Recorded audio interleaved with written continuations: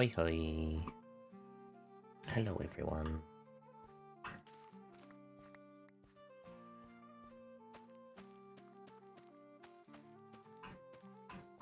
I still haven't fixed Polar's farm.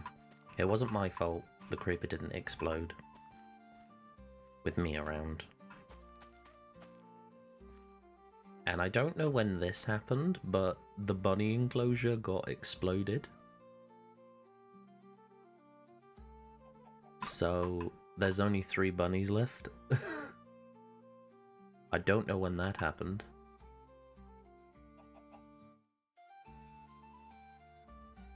I spent all of my sleep after stream sleeping in a hole that I dug here just to make sure that the chunks were spawned so that the grass would grow. The grass is now here, so it's 1, 2, 3, 4, 5, 6, 7, 8, 9, 10, 11, 12, 13, 20, 21, 22, 23, 24, 25, 26, 27, 28, 29, 30 more blocks before it gets to where it needs to.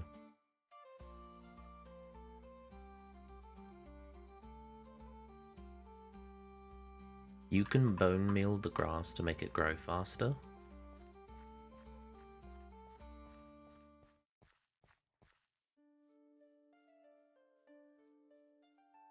I don't think that's how grass works. I mean, it's fine. It will eventually get there.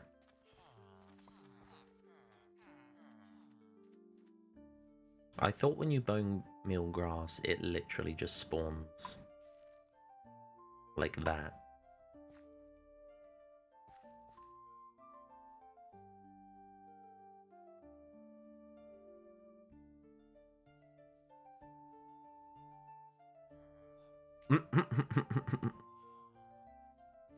Oh, hi Polar.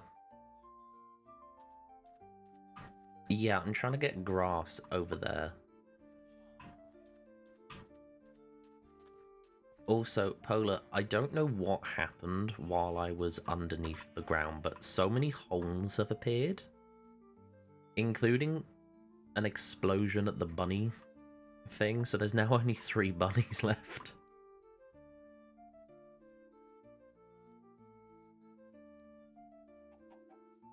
So, yeah, it wasn't me either, because I was in a hole underneath the ground. Also, there was an explosion at your farm.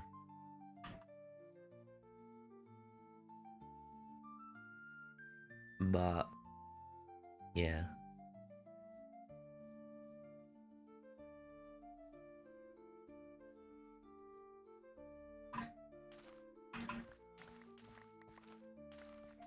Yeah, I don't know what happened, but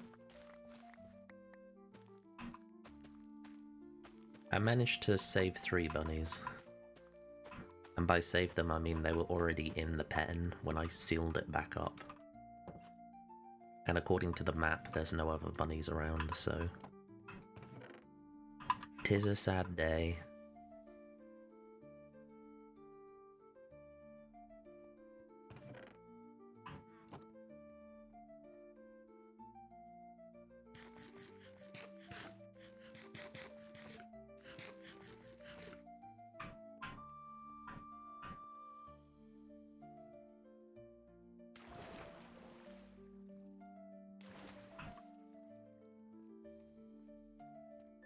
Today, I'm gonna start digging the 10,000 blocks.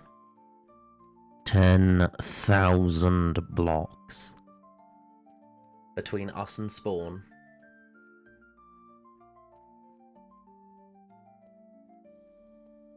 I hope so too. I didn't check their genders.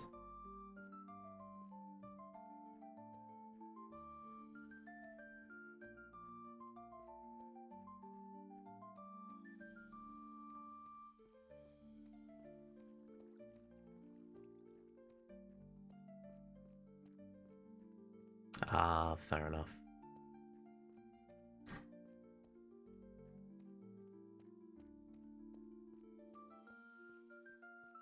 I mean, it's less than 10,000 blocks. It's technically 600 blocks left, so that's what? 9,400 blocks.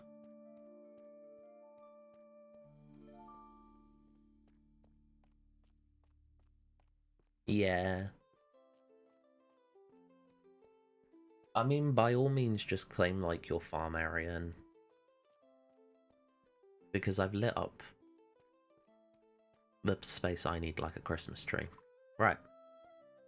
We are at 0. We need to go we need to go north to spawn. And in order to do this, I know that 400 blocks takes 18 minutes.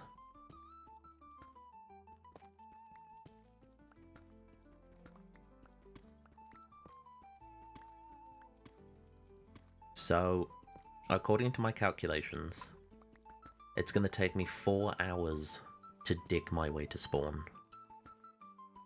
And that's not including anything that I need to do to survive. Like, if there's lava pouring down. I'm in deep... for example, something like that.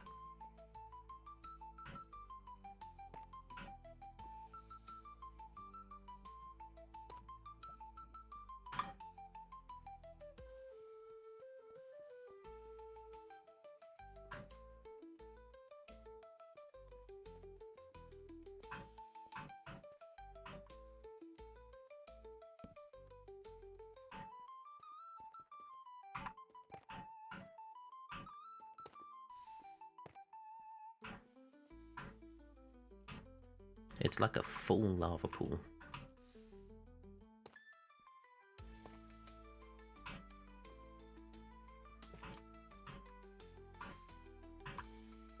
Interesting.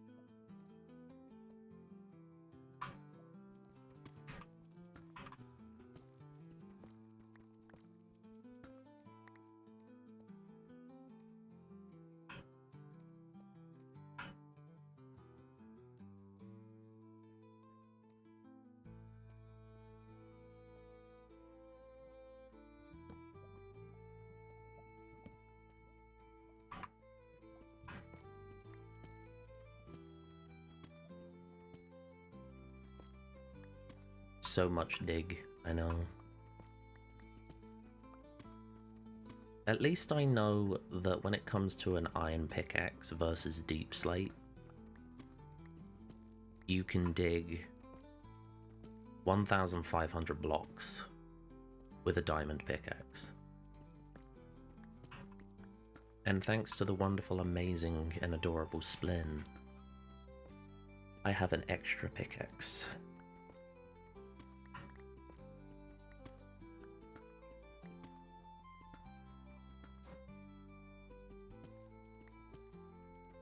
The stream is mostly going to be pitch black.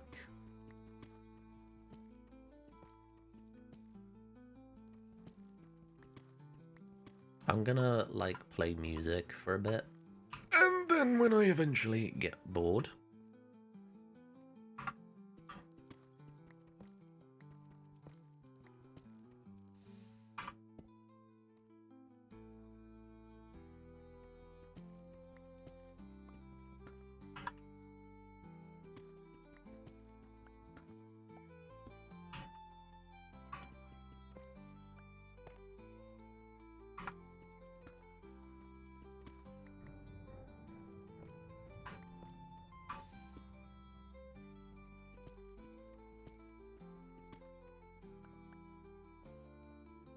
That's pretty much what I'm gonna do, Hanachu. I have a 3-hour video on vampires. And I'm not even joking. There's a 3-hour video on vampires, which I have ready to go.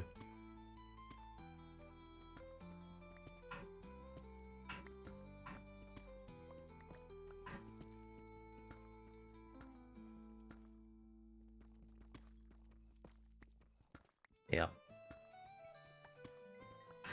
But before we get into the vampires, I wanna just chill and actually relax. You love you some sexy vampires? Who said they were sexy vampires?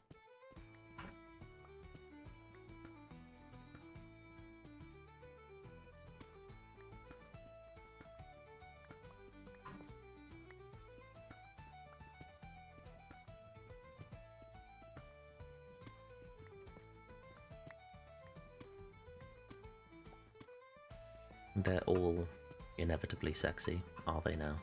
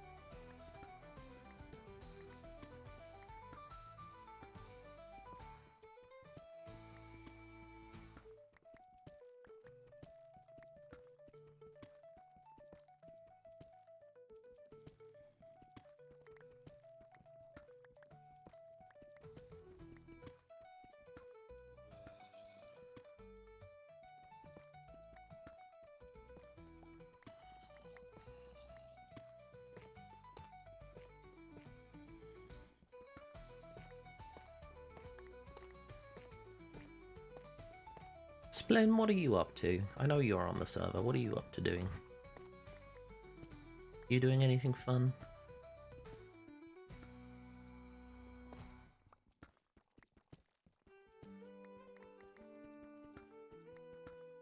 Fortune 3 villager?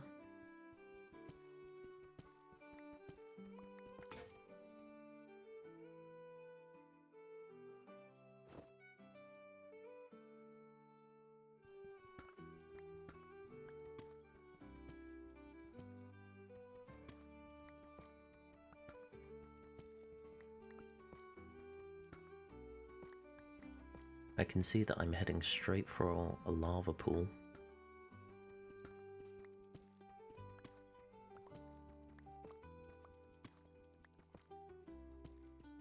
That's right, I'll sidestep it.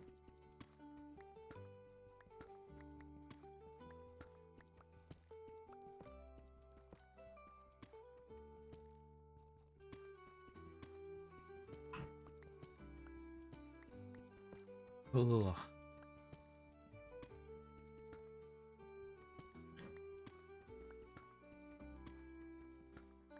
You're getting villager traders? That's cool. I know that me and Polar are slowly but surely making our own village. Mainly because I kidnapped all the villagers.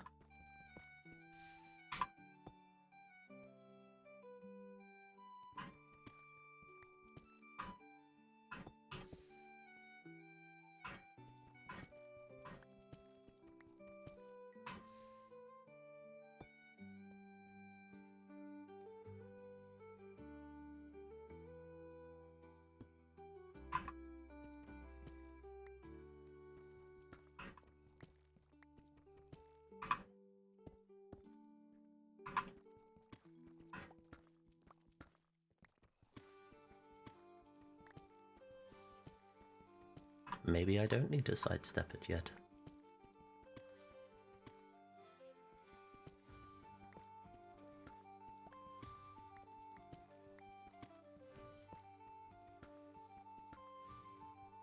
I know that Gear has done something insane, because Gear and Pama were talking this morning.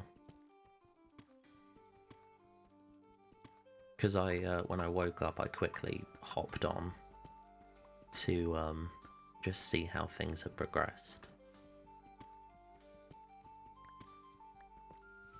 And I know Gears has been up to some madness.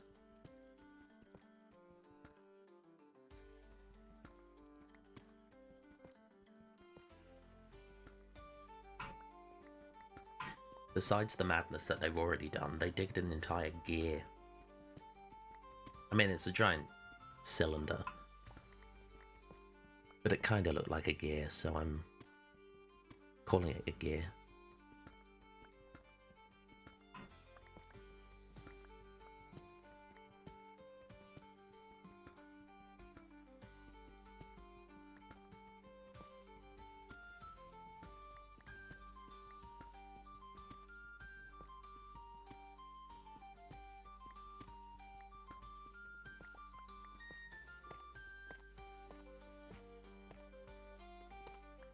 It's my favourite thing when we find tough, because it just goes through like butter.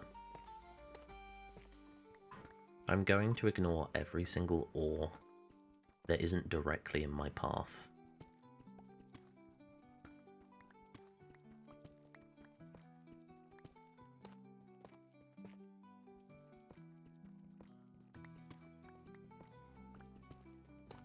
I can already see that I'm heading towards a lava pool once again. This time I will have to sidestep it, because I think I'm going directly into the middle of it, or at least close to the middle of it.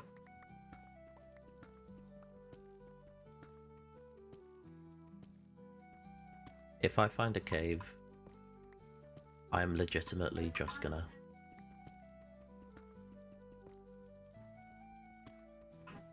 So long as the diamond is not directly in my path, I will leave it alone. If it is directly in my path, it's getting destroyed.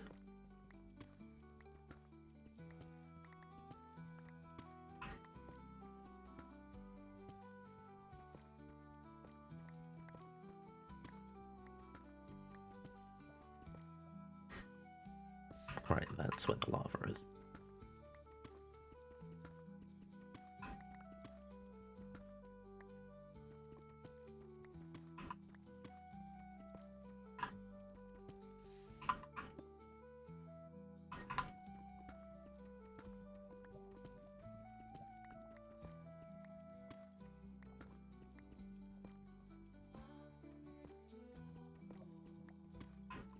Ooh, this one has lyrics.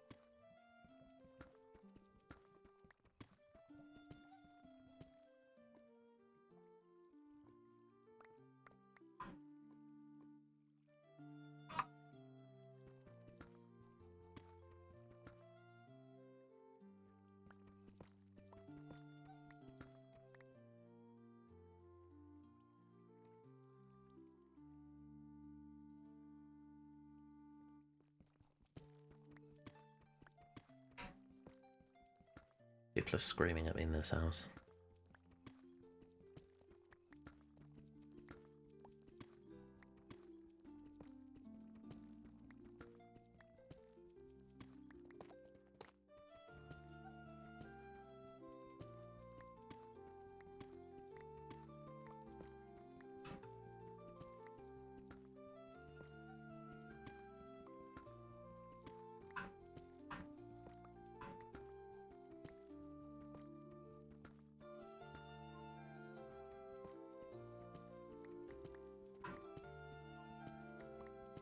What I really need is just an auto clicker, just so that it carries on just mining and all I have to do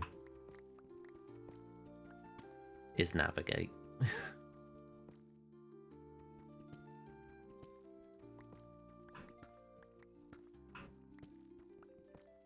There is a big lava pool in front of me now.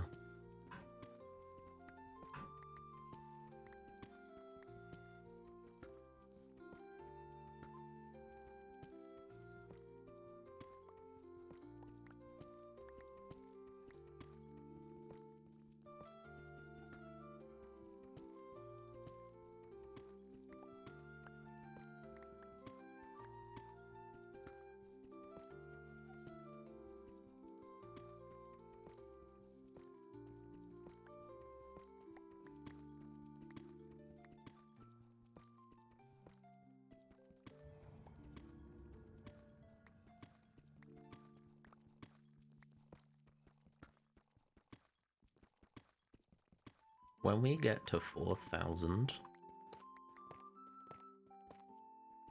we will understand roughly how long it's going to take me to dig each of the 1,000 blocks, because we've started at 749, I think it was.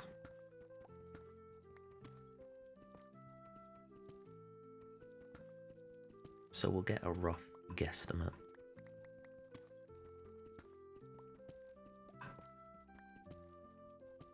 But so far, we've been digging for, what, 20 minutes?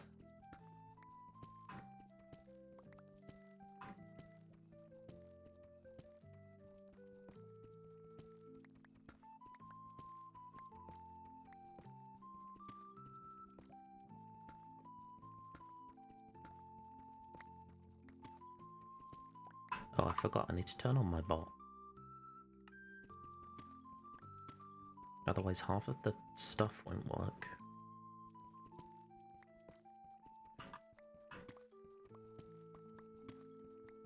Oh no, I'm going to miss the giant lava pool.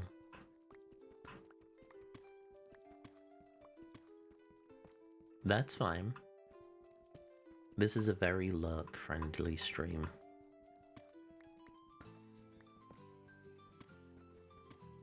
I mean, it's not like anything else is gonna happen. I need that.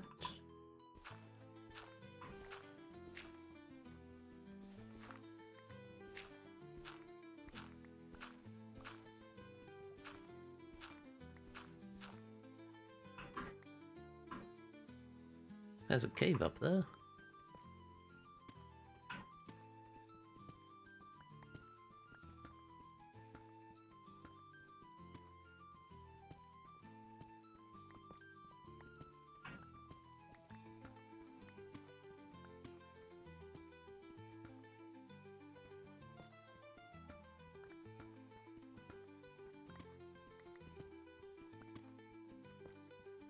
Tortalla is cold as ice.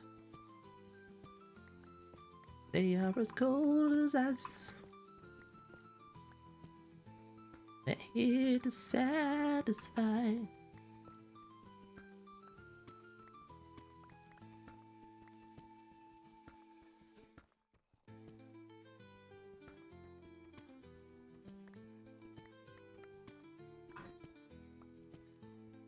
Love Foreigner.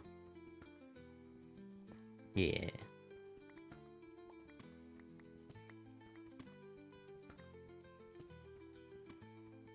By the way, how are you doing, Splinny? I haven't asked. Are you well?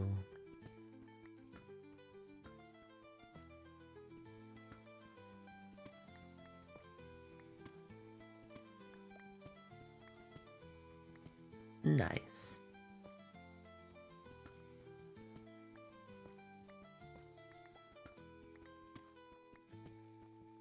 I am glad.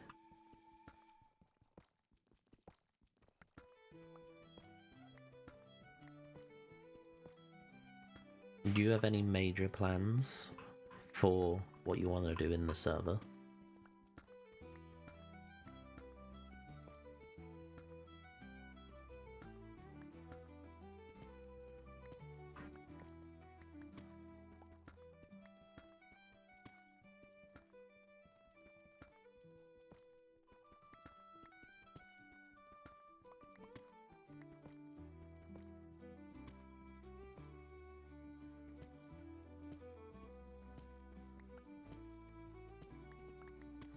Nothing major.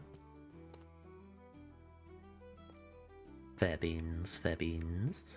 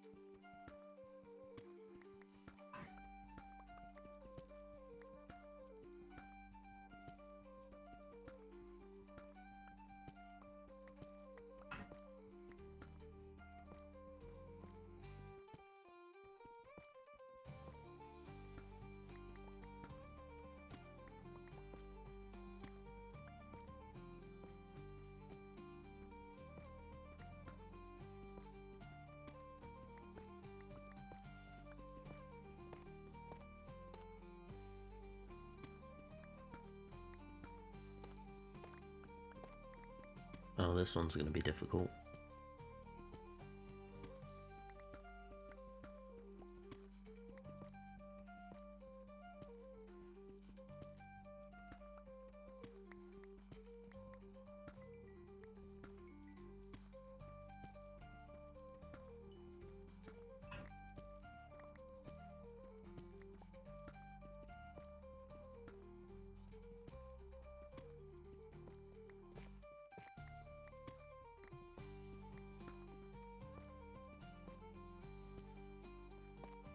Isn't there a timer, Splin?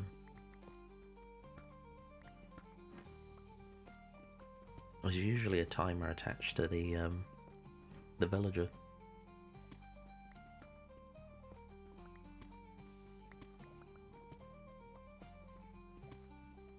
Ooh, am I gonna make it through that tiny gap?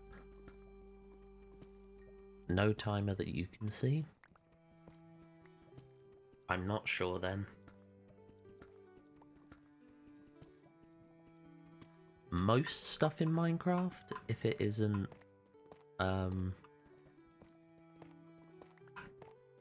like naturally timed, probably takes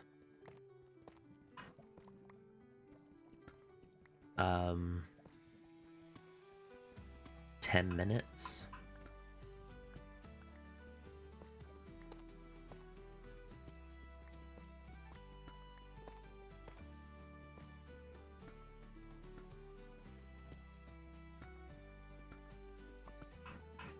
Because unless it's something extremely rare, it usually takes about 10 minutes.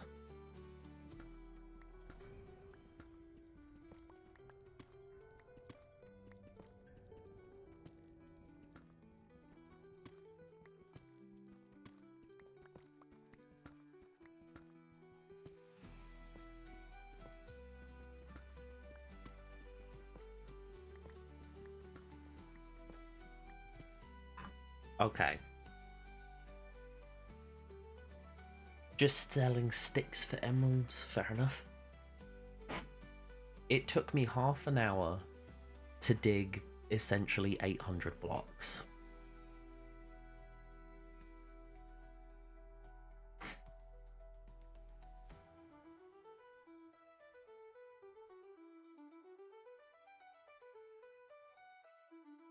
So this is going to take 2.5 hours for me to get to spawn, using that logic.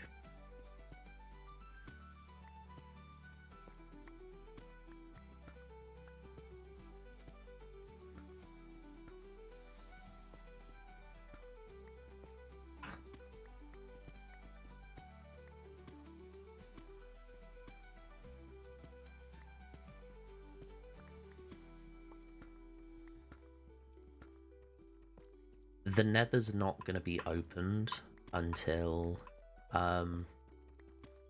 all of the newbies have joined the game,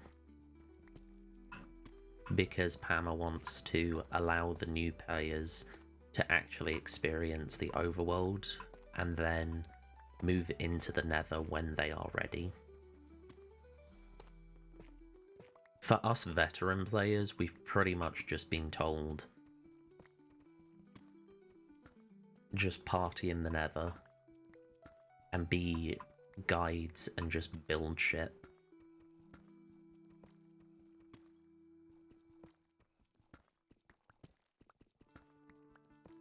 I think the only place which Pama has said is okay for us to visit is the Aether, because it's modded.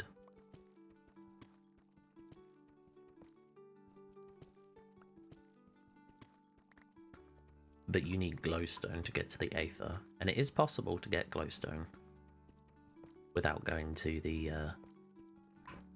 nether.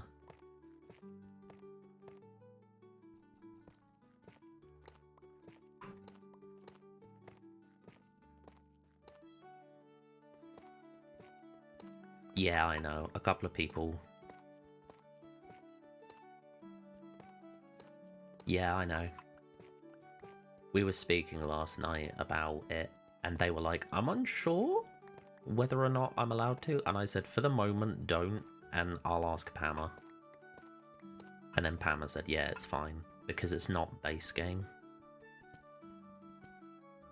Like, we're not allowed to go to the Nether, we're not allowed to go to the End.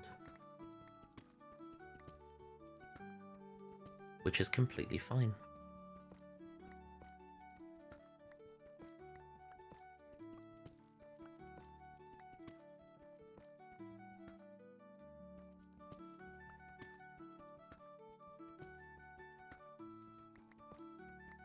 It doesn't give anything crazy because the bosses there are very hard.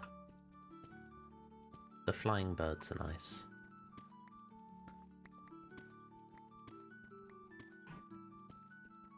Am I gonna hit the lava, or am I just skirting past the lava?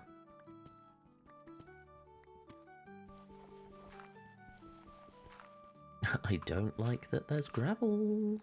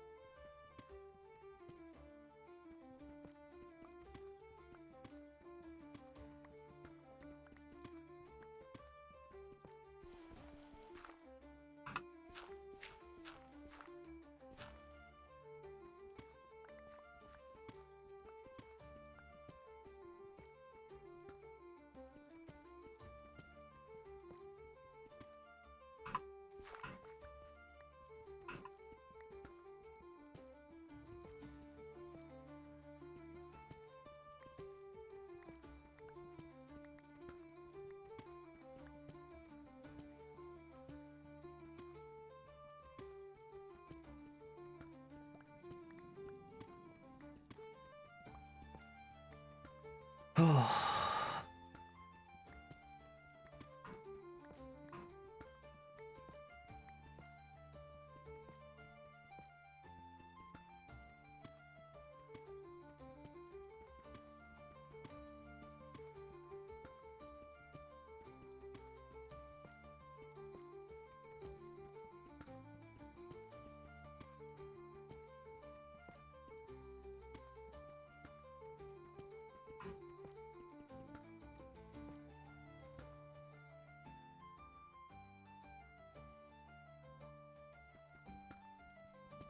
Yeah, there's the create mod, which allows you to build entire trains.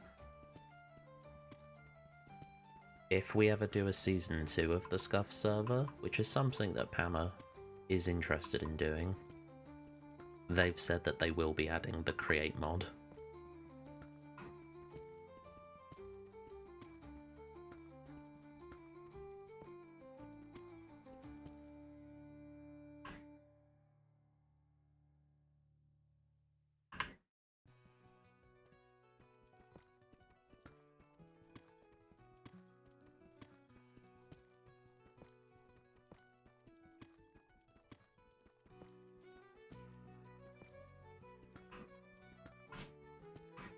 I'm just gonna go back and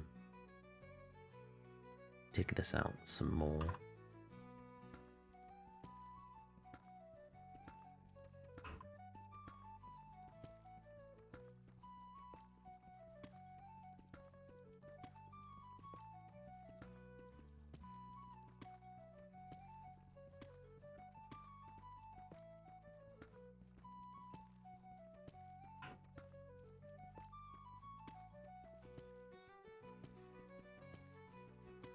Yeah.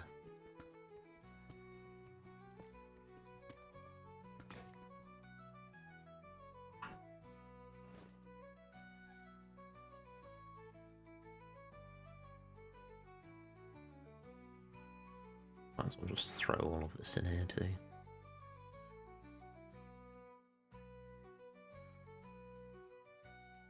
I'm gonna keep the gravel.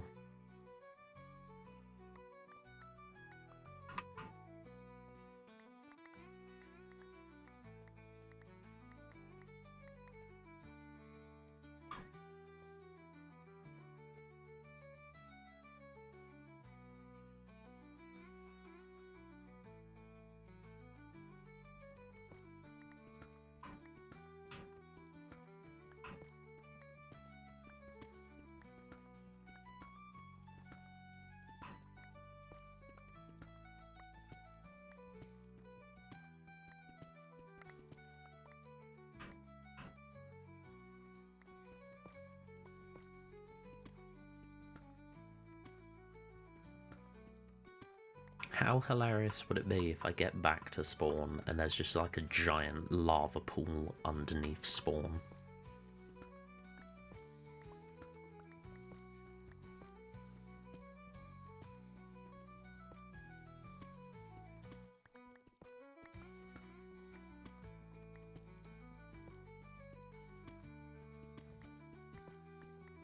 I mean, the first community project that we're going to be doing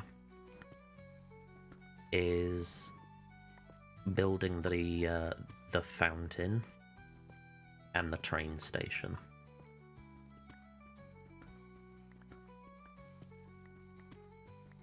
Because the longest dig is my current dig.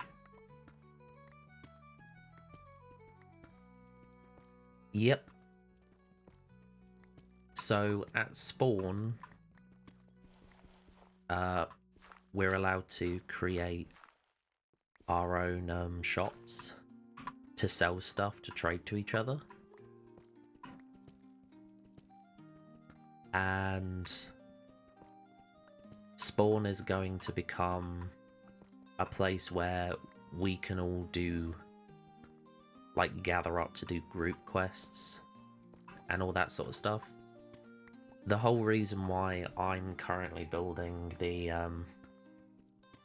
iron farm is so that we can get enough rails to connect each other.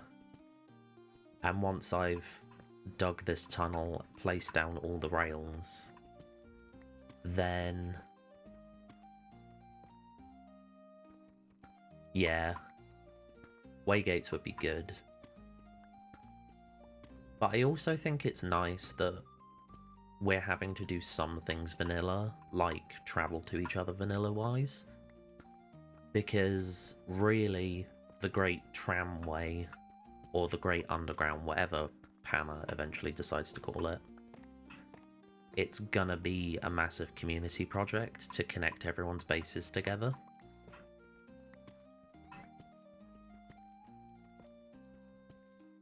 And really, the biggest one is connecting Teller, me, and base. Because Bear Island, as I have lovingly dubbed it,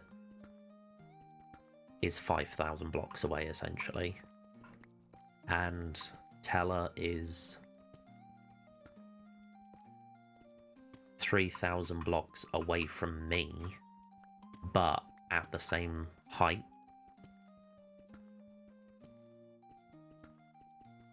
Y'all are hella far away. I know.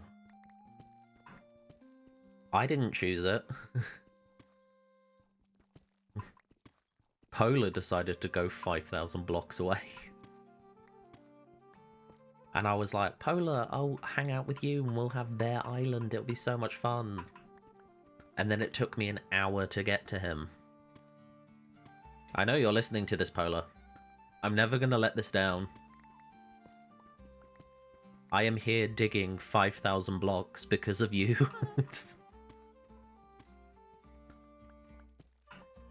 I love you, Polar, but also grrr.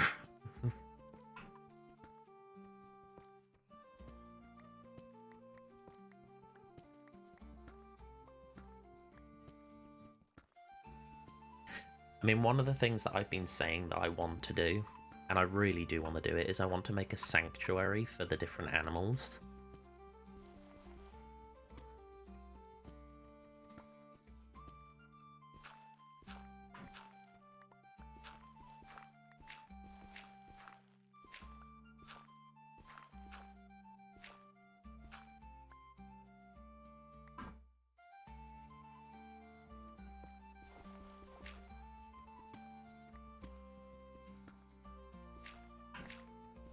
It is a 3-block gap, yes. However, I don't yet have the iron to do the tracks placing down. And I'm not gonna sit here and do 15,000 blocks. I am quite happy doing the 10,000 blocks. But when it comes to doing 15,000, no.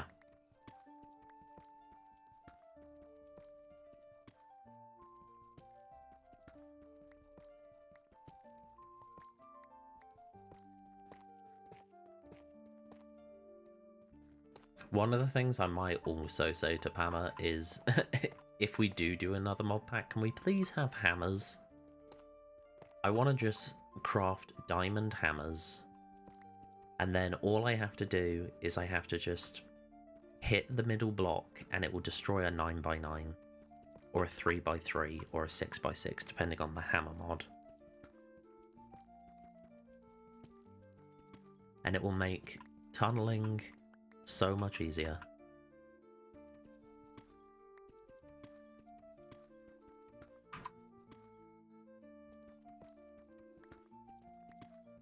What is with this cave? Right. 1, 2, 3, 4. Hold on. I'm here. 1, 2, 3, 4, 5, 6, 7, 8 across.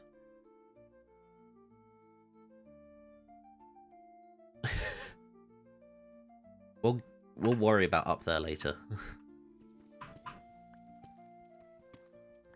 1, 2, 3, 4, 5, 6, 7. Oh, there's diamond. 8, 3.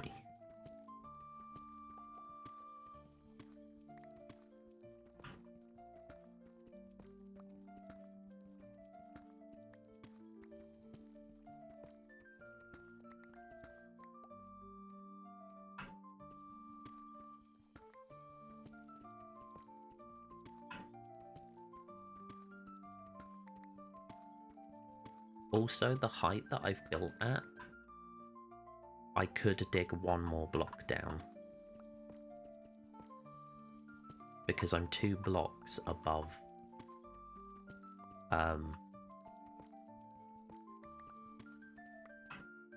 bedrock. Oh, there's a diamond above me as well.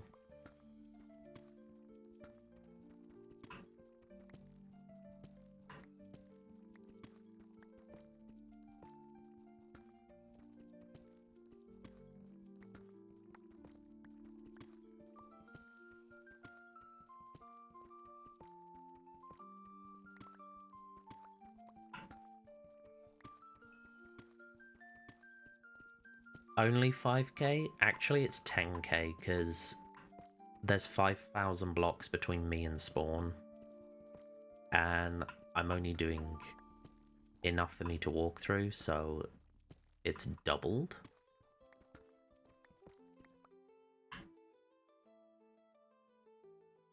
My maths was out.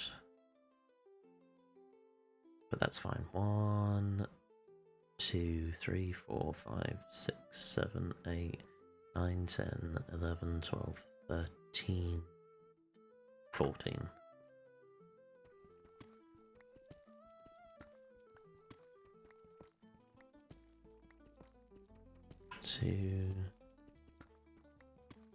How are you doing, Silver?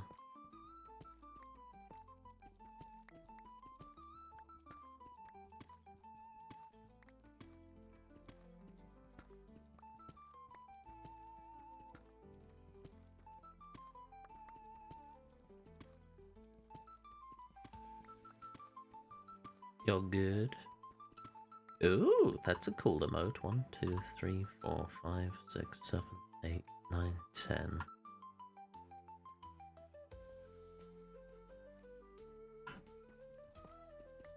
Eleven, 12, 13, 14.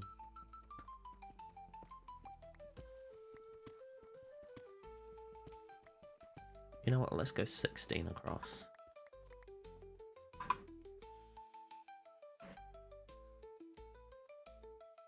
My pinky has gone numb.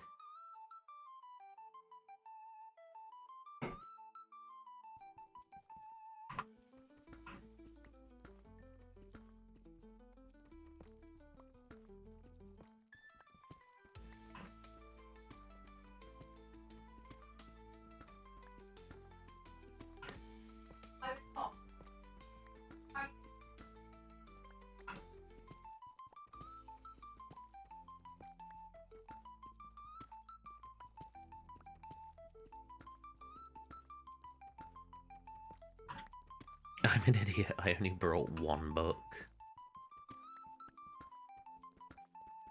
Ah, oh, Splin. Poor Splin.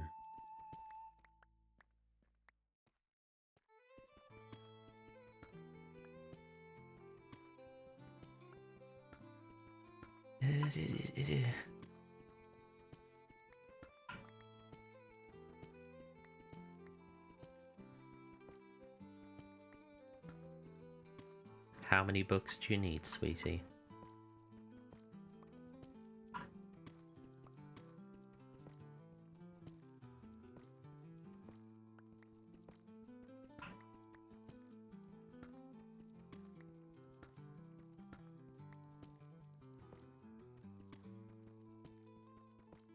Oh, you have tons of books.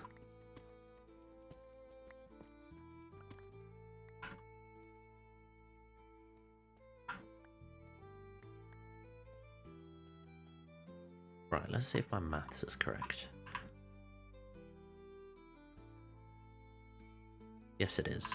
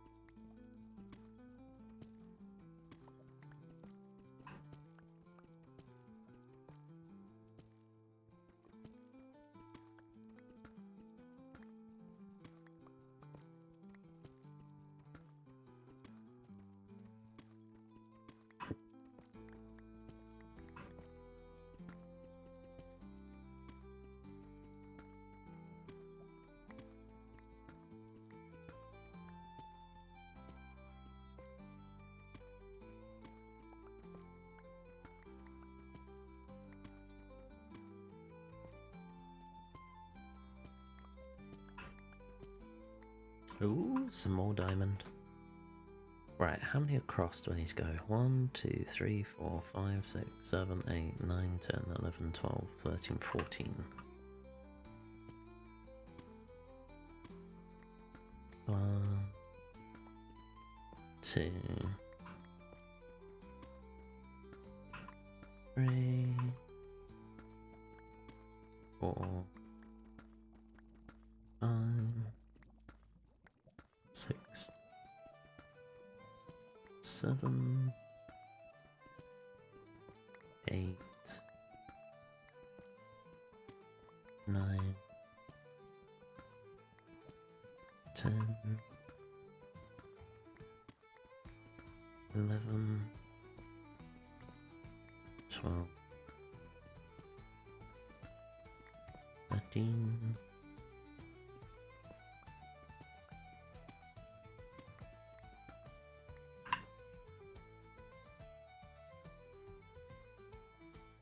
The hell is that? Oh, there's water. Huh.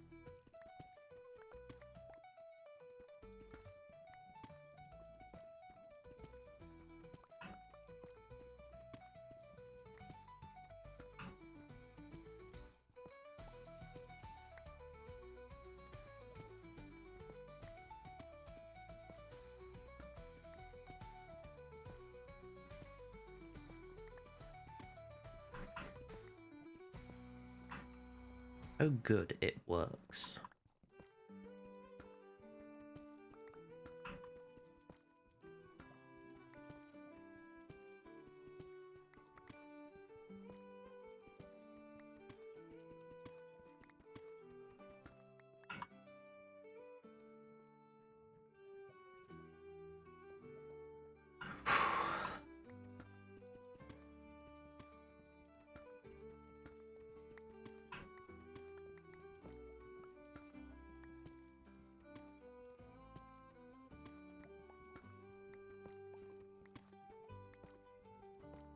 Apparently, yes, it's at 0, yeah.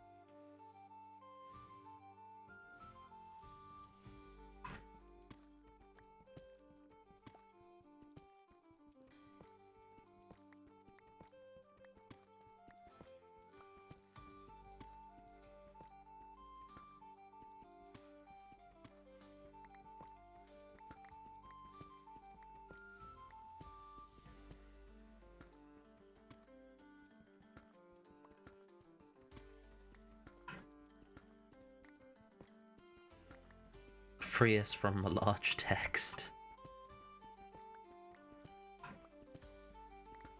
I would have my happy music playing, but I know that it will slightly annoy me. Like, I had the feeling today that I was like, it will annoy me if it was playing. Usually, I love it. But right now, no.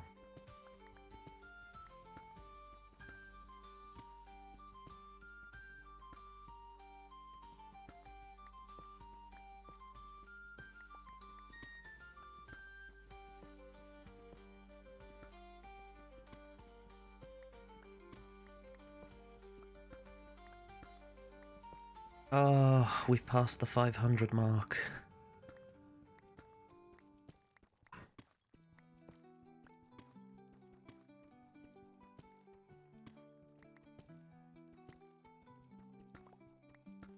Have you just put gold everywhere?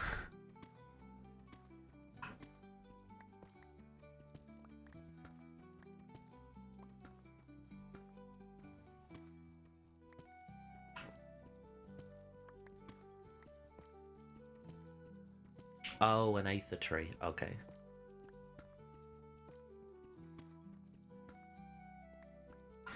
That's fair enough.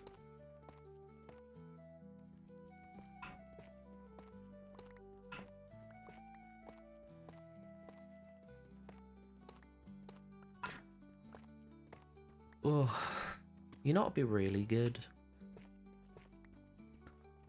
If in the next mod pack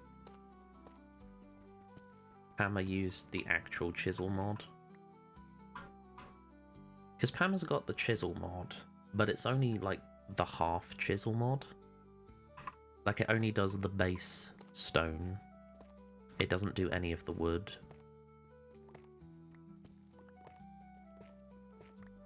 Or any of the other stone. And I don't know if that's because chisel hasn't been updated.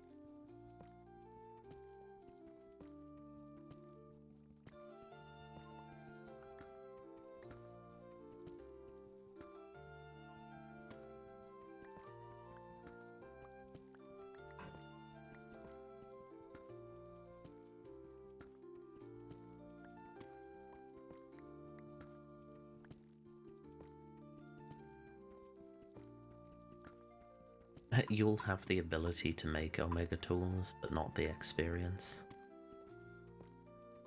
Oh man. To be honest, with the shit ton amount of resources that I'm currently getting, I could make a mob dropper.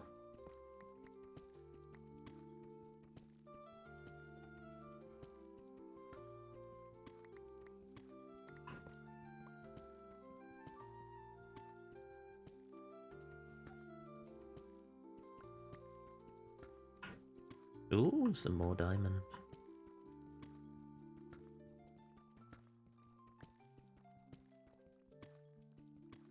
Ah, okay. That's fair enough. I would 100% make that an XP farm.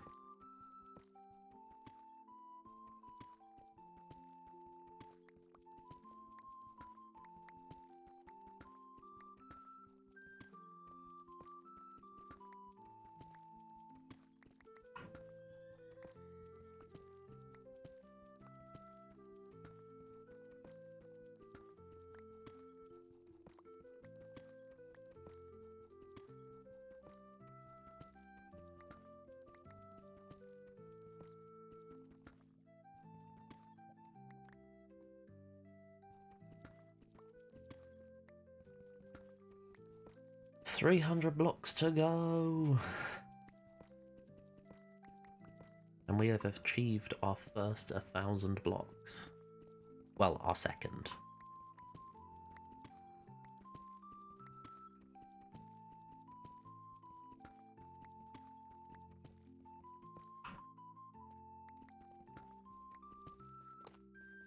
But I am gonna have to...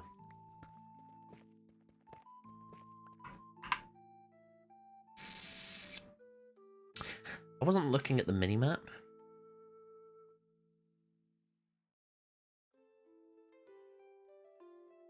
Could I cheese this?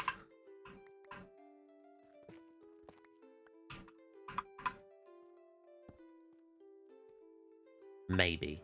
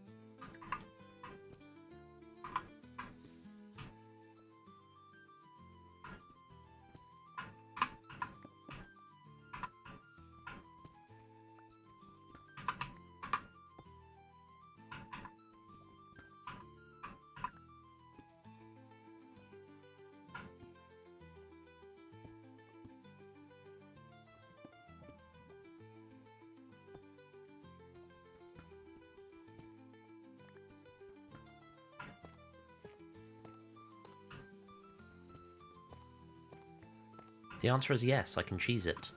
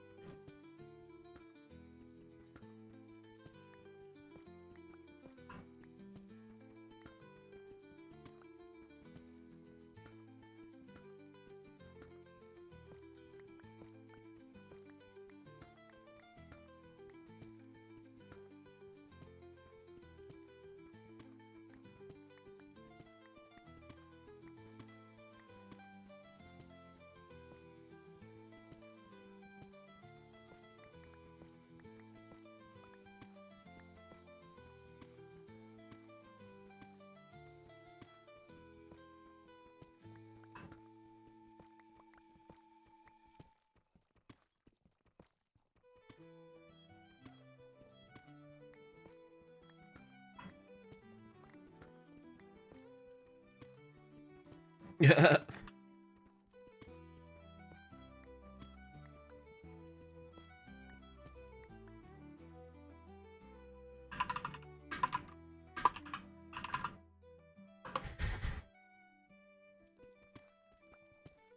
It's gonna be the first conflict.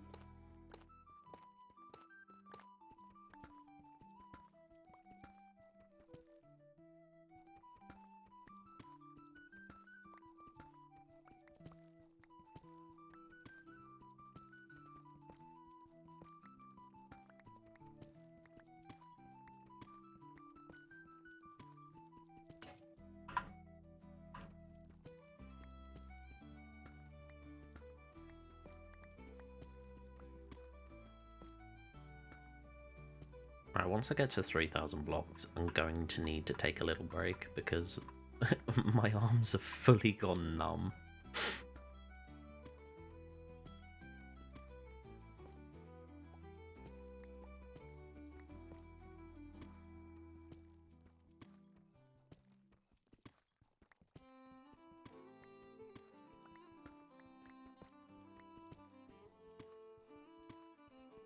Oh.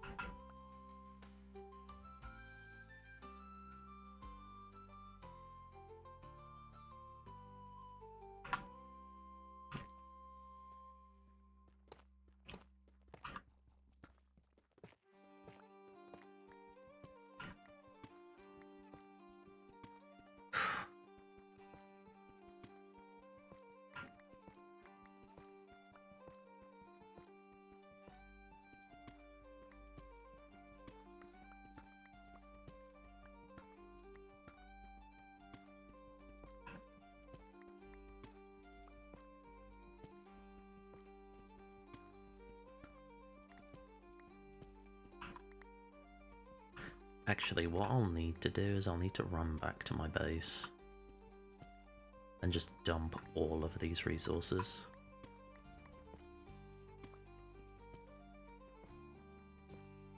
That's what I'll need to do. Because otherwise I'm not going to have enough inventory space the rest of the dig.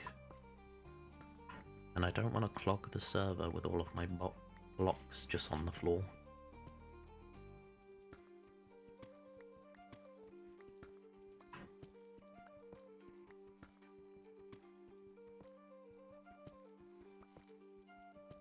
Actually, I've not come across a single mob yet.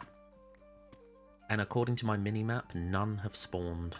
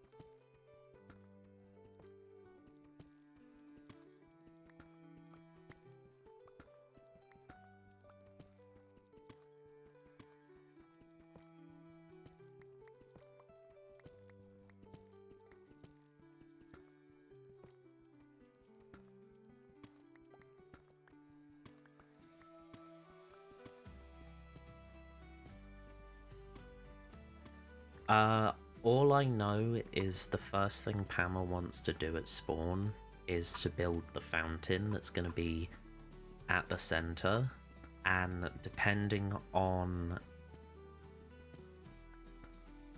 how we're going to do this train situation, we may do an underground tunnel station, and that will be the second thing that Pama said she wants at spawn. 1, 2, 3, 4, 5. I can go 6 o'clock.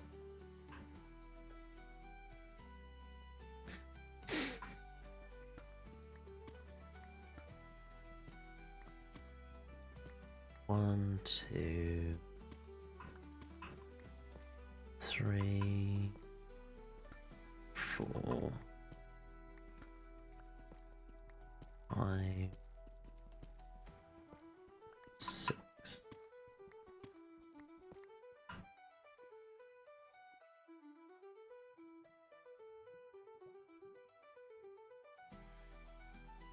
Yeah.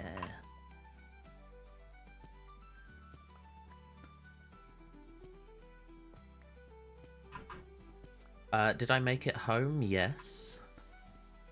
Did I die to the panda? Yes. Did I die to the panda while I was at home? Also yes.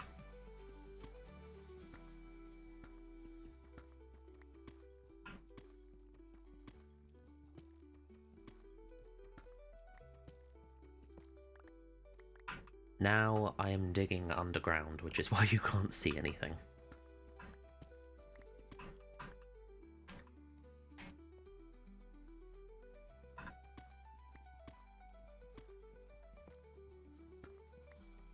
You will see some things in a minute, because I'm going to run back and light everything up as I go.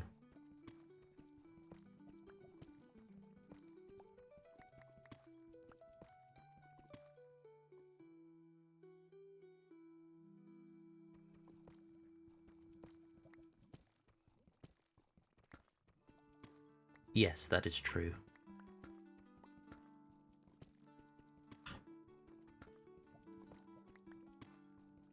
Pandas are so chill and so high all the time that they don't even realise what they're doing.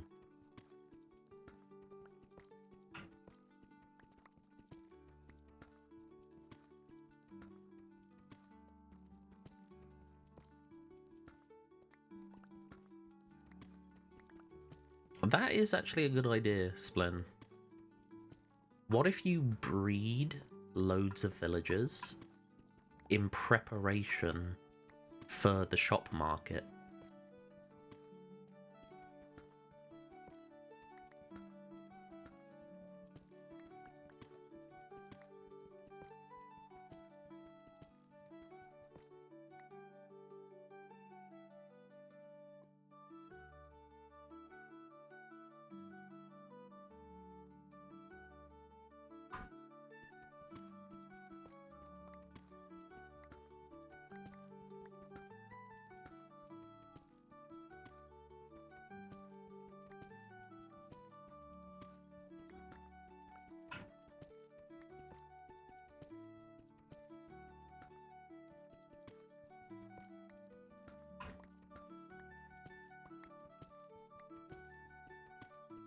I love how I said I'd stop at 3,000 blocks.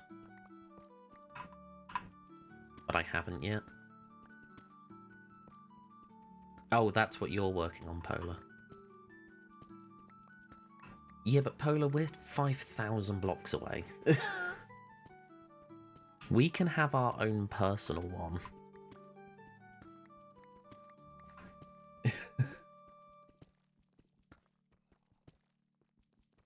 There can be a community one that Splin builds. And then there can be our own one.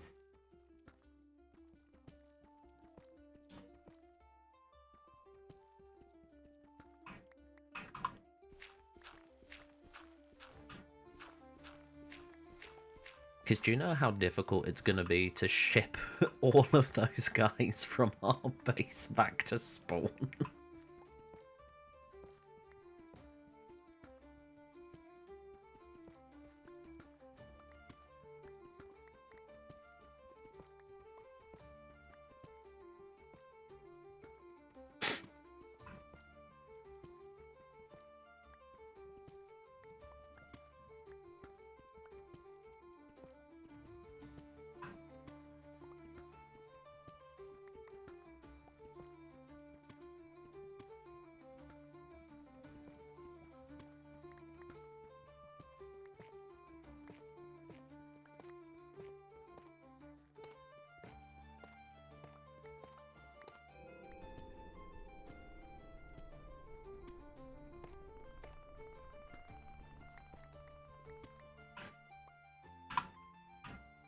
Okay.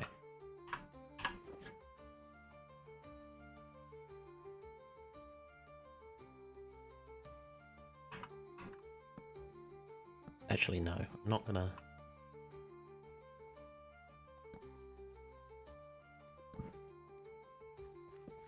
I'm not even gonna space them out nicely.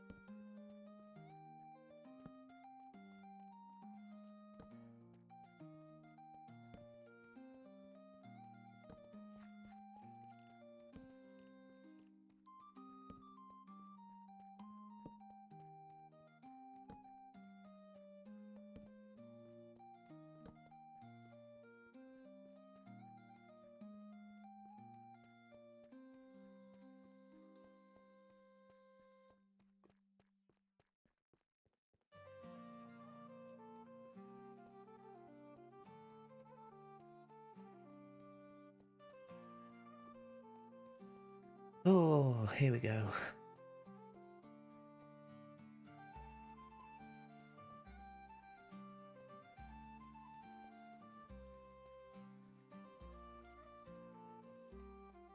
Hey, it's an hour and a half.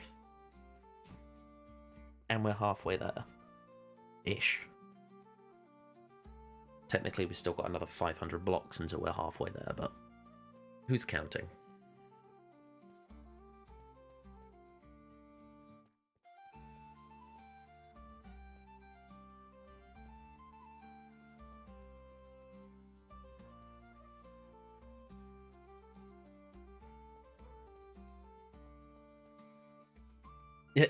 You are counting.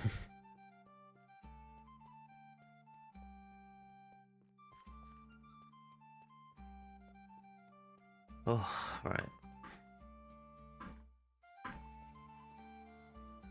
Hey, Raina. How are you doing, my sweet?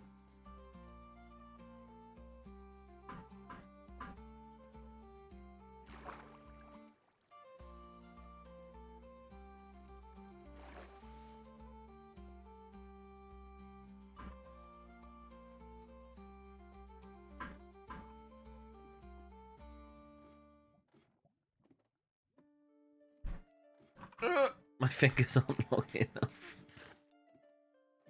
Wow.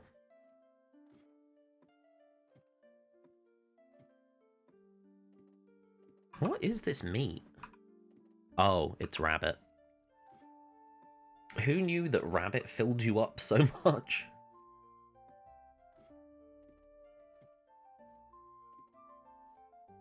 Welcome to the lands of the living once again. You have just missed the past hour and 40 minutes of my torture. Deep slate can go in there.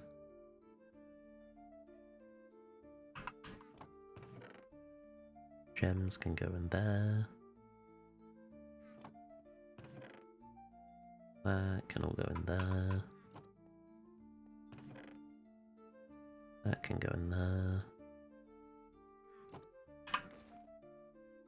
Let's take the non stuff.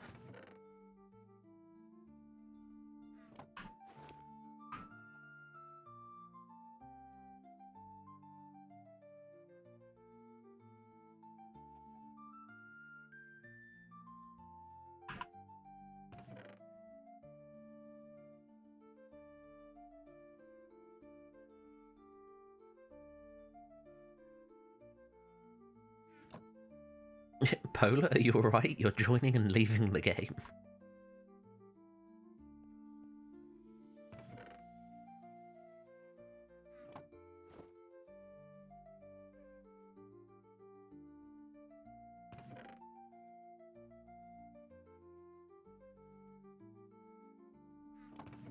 Is the game not letting you in, Polar?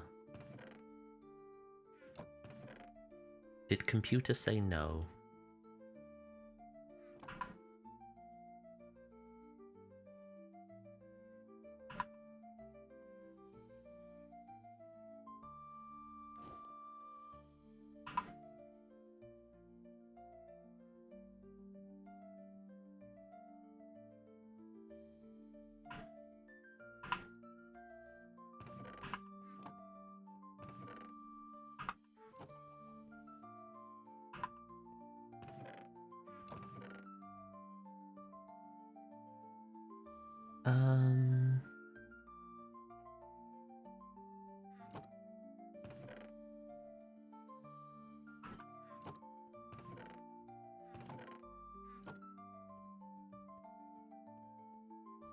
I don't think the game wants you in, Polar.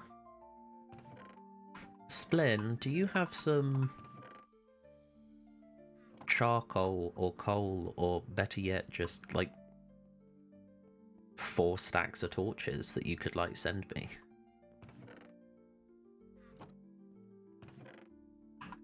Because I have no coal left.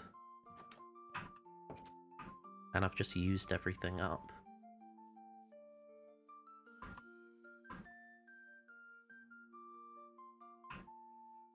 There he is. Polar's in the game.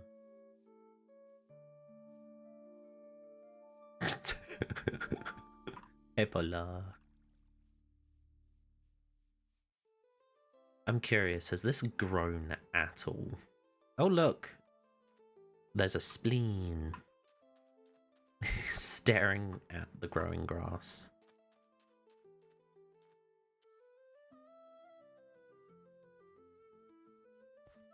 No.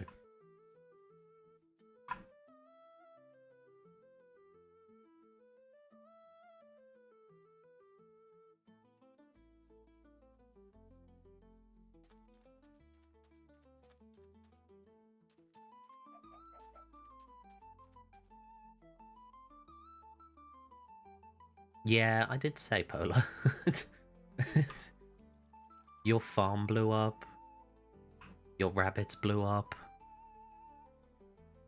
I don't know what happened because I was underground in a 1x3 hole. So nothing would have got aggro from me.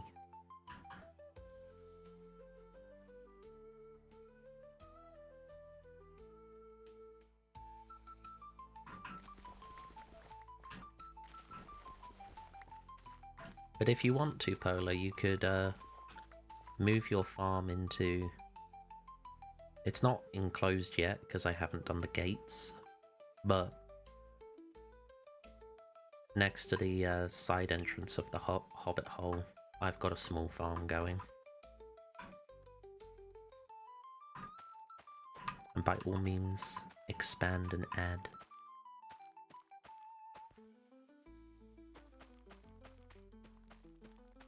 I think because I was so far underground, the nothing was registered as being what do you call it?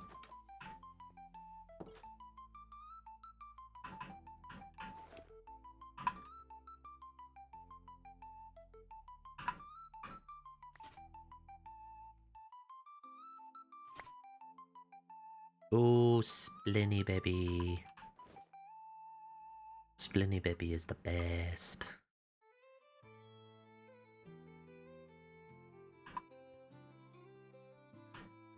Right. I need to give my fingers a rest. Oh.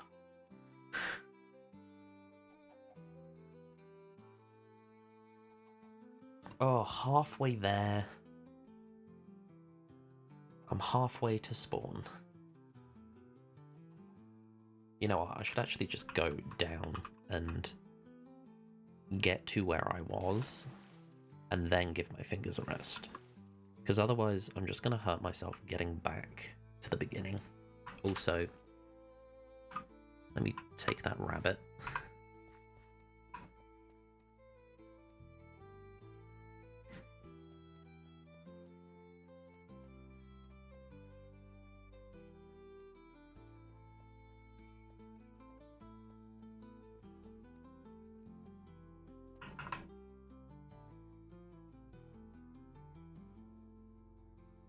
Polar, it's registering you as being minus a 5-7 Y. Even though I don't think you are. It's also registering that there's a building that you're inside. Oh. Open pack. No, parties.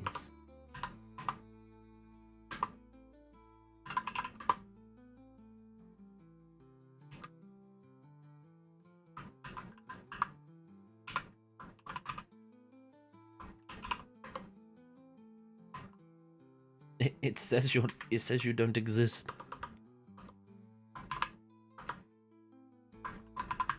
What's your player name?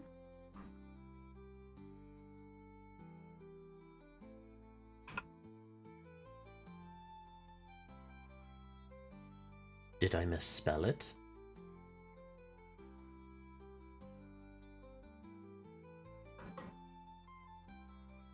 What's the party ID called?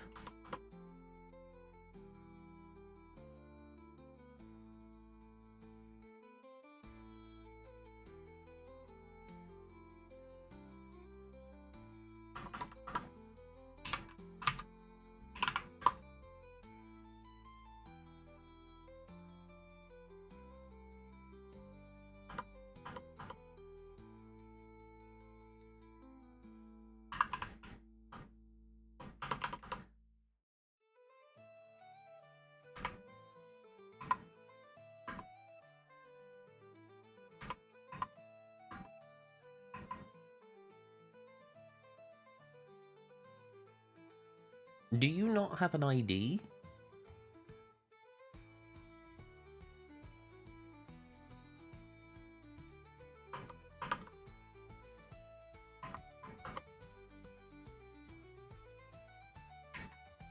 What if you put about in Polar? What does it come up with?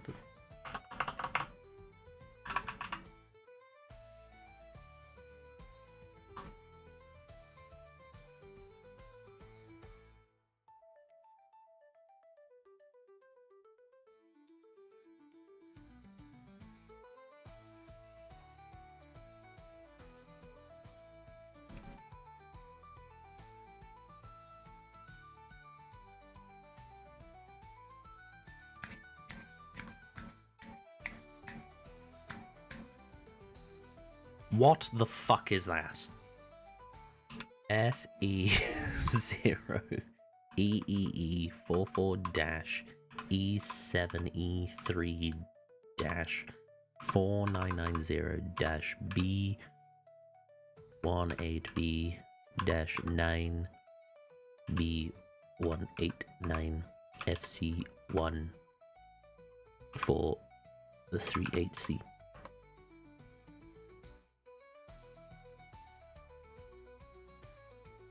The ID does not exist.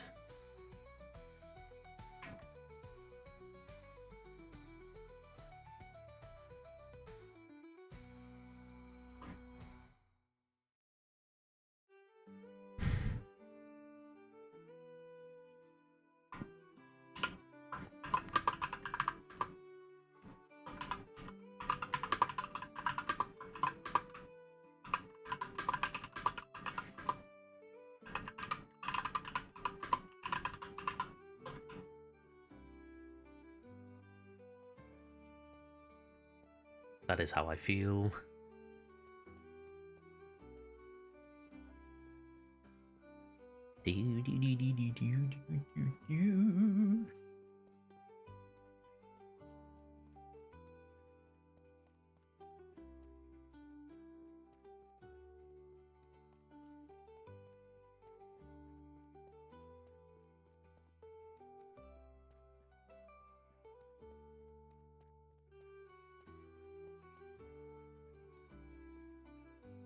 Do I need to create my own?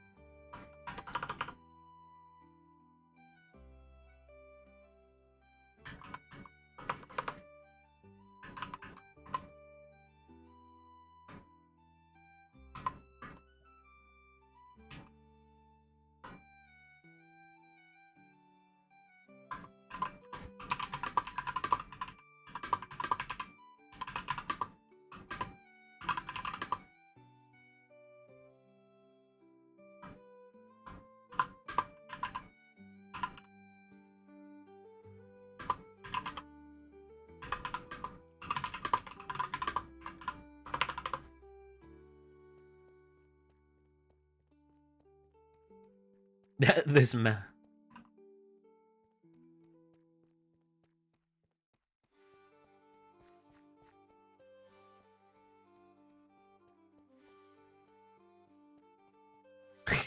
Splin, for fuck's sake.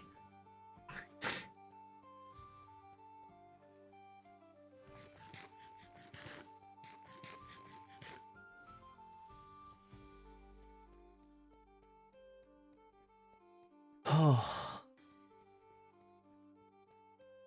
I cannot wait for the day that this gets filled with fucking mine tracks. And I know I have to dig another layer down, but hey, it's gonna take less time to do that than it is to dig this fucking tunnel. And at the very least, I know that I don't have to spend all the time digging this tunnel. I just have to dig one block down. But hey, other people could do that. I could recruit a Reyna. Reyna, do you want to dig one block down for me?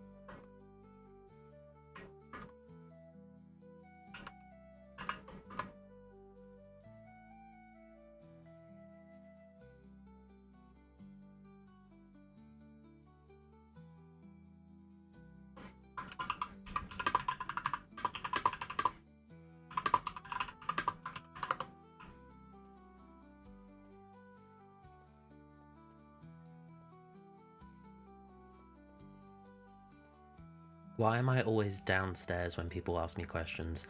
I'm about to log in shortly. How are you, Reyna? Is this your first time on the server, Reyna, if you are joining us? Because if it is, I'm not going to be able to see you for at least another 2 hours. It's already taken me an hour and a half to dig halfway to spawn. Splin is the closest person to you. Everyone else is like 5,000 blocks away, but I'm slowly making my way there. I am currently underground, digging my way to spawn. Once I get to spawn, with Polar also being on the island, hopefully the grass will have grown across that fucking bridge.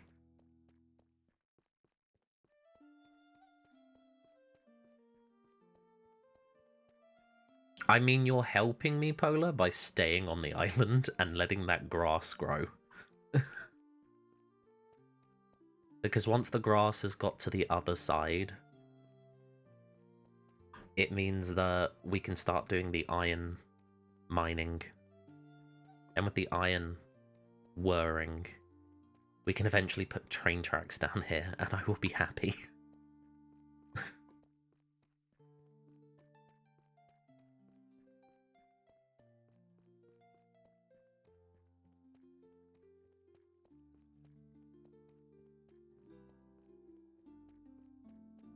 Oh, there's diamond on the floor as well.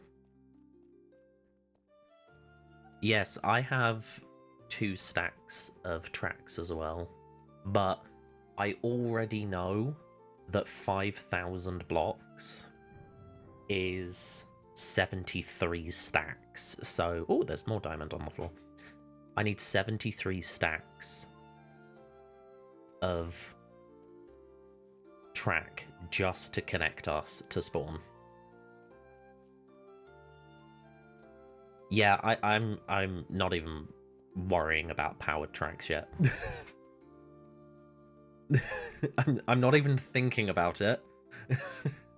I'm not even thinking about that shit.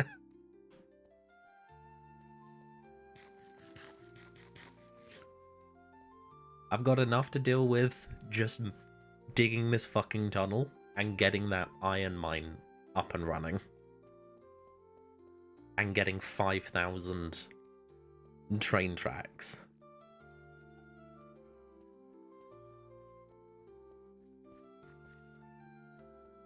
The powered rails are fine.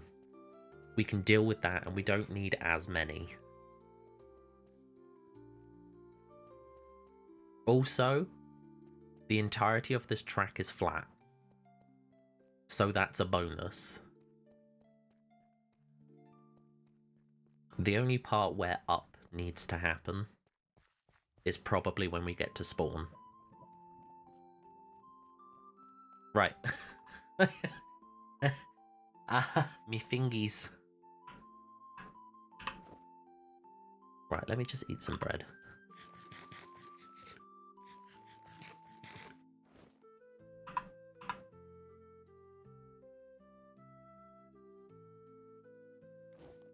I'm gonna swap that for that, because I don't actually need these yet.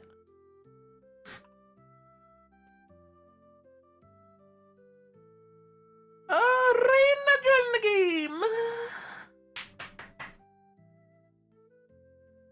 Right, chat, what do we want to watch? Because as much as I am enjoying this medieval music, I have a 2-hour and 30-minute A History of Monstrosities and Vampires. I have BBC Maestro, which is educational stuff on people talking. Oh, a 1-hour and 30-minute video on Weatherspoons, which is a British pub which is filled with controversies. Britain's most controversial pub. I have what else do I have? How to Become an Elder God in Stellaris, which is an hour long. And an hour-long video on the Epic of Gilgamesh and the differences between the texts.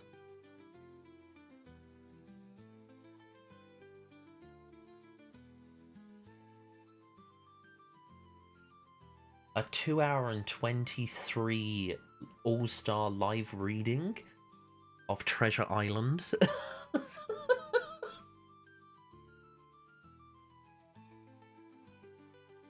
The Weird World of Fake Jesuses.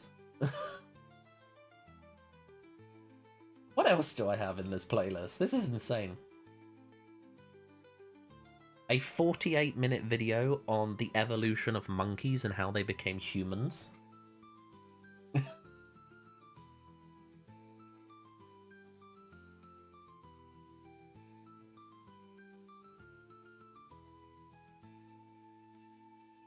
Oh, an hour and 20 minutes of someone explaining Warhammer lore.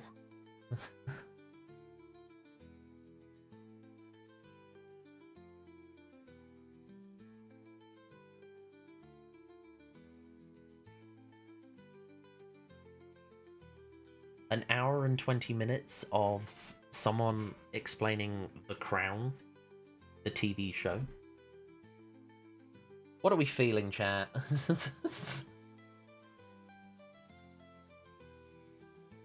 An hour and 50 minutes of someone explaining how close Rome was getting to the Industrial Revolution. Which is a conspiracy theory. It's not actually real, but it's funny to watch them.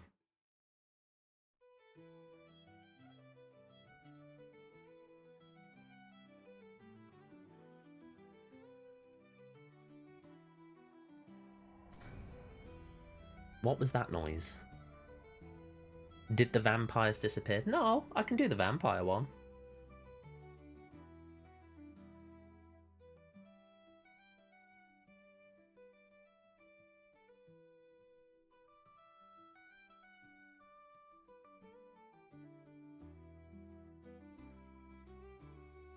Ooh, a 2-hour explanation on the gods of ancient Egypt. Oh, I forgot I had that one.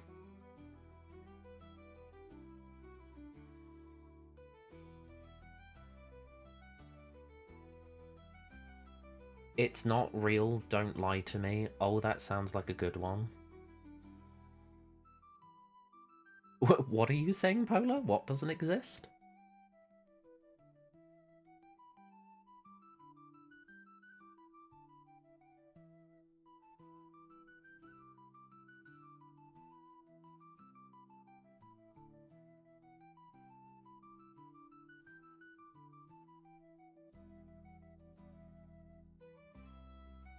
An hour-long video on what Voyager found at the edge of the universe? You know what? I want to listen to Gods of Ancient Egypt.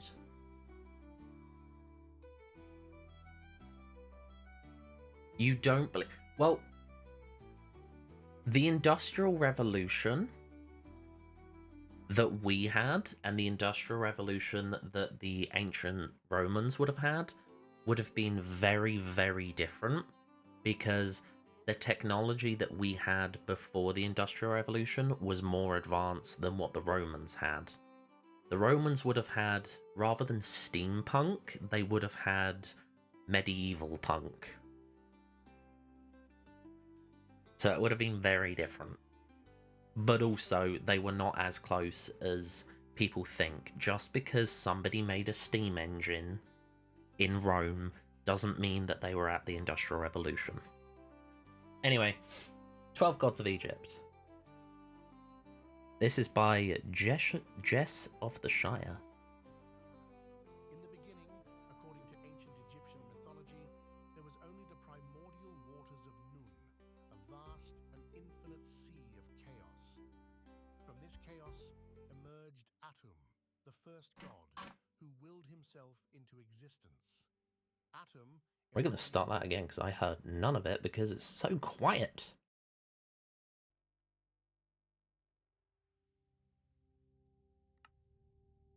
In the beginning, according to ancient Egyptian mythology, there was only the primordial waters of Nun, a vast and infinite sea of chaos. I have been shot. From this chaos emerged Atum, the first god, who willed himself into existence. Atum, embodying the power of creation, stood alone on the primeval mound, Ads are playing. a symbol of land. That's not allowed. How dare ads play?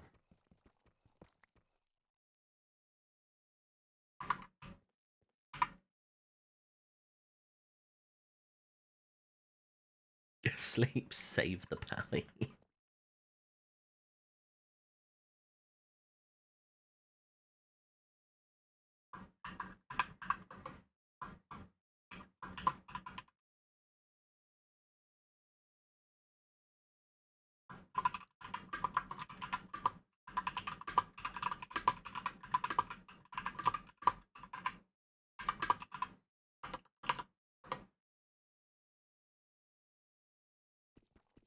Oh.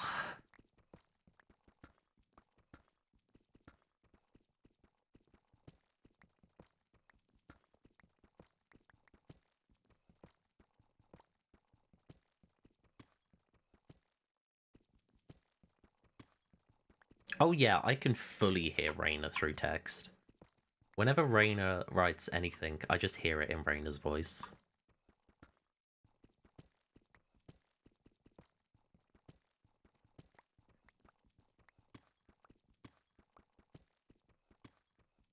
Oh no, Polar has bombs!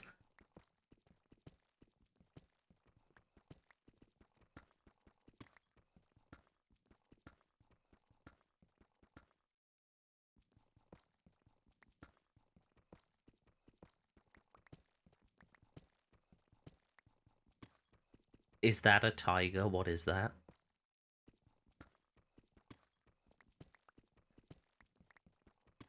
So much stuff is happening with Raina right now. Raina is going through an existential crisis. Raina is losing Raina's mind.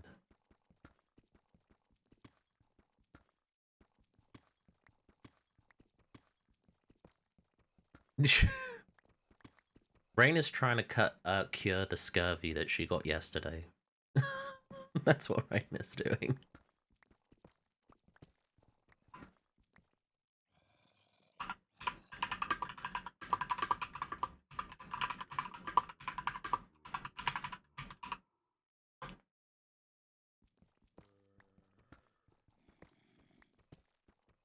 Yar, there be scurvy deep in my bones.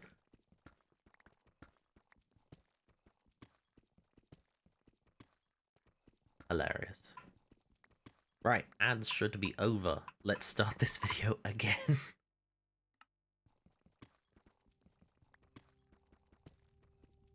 In the beginning, according to ancient Egyptian mythology, there was only the primordial waters of Nun, a vast and infinite sea of chaos. From this chaos emerged Gunshot Atum, wound. the first god, who willed himself into existence. Atum, embodying the power of creation, stood alone on the primeval mound, a symbol of land emerging from the waters. The fuck is that? Desiring companionship, Atum created the first divine pair through an extraordinary act. He sneezed, and from his breath Shu, the god of air, and Tefnut, Sorry, that's fucking hilarious. This act of He did the creation greatest signifies act. the breath of He life sneezed. and the essential elements of air and moisture necessary for all forms of existence. Shu and Tefnut were not just siblings, but twin flames, embodying complementary forces. As the I god of love air, Egyptian Shu mythology, it's so represented the breath of stupid. life, the essence that animates and sustains living beings. Tefnut, as the goddess of moisture, represented the nourishing dew and rain that allowed life to flourish. Their Ooh, union was got a the bit of first gold. step towards creating order from chaos, a theme central to Egyptian cosmology. I hear Shu and water. Tefnut's offspring, Geb, the earth god, and Nut, the sky goddess, furthered this divine lineage, laying the foundations Nut, for the world as the known sky to ancient goddess. Egyptians. Uh-huh. One of the most crucial acts attributed to Is Shu that what Rain the is? Is it separation of Nut Nut, giving the us her sky, blessing? from Geb, She's just the nutting earth. all over us. In the beginning, Nut and Geb were locked in a tight embrace, preventing the creation of life. Atum commanded Shu to intervene and create space between them.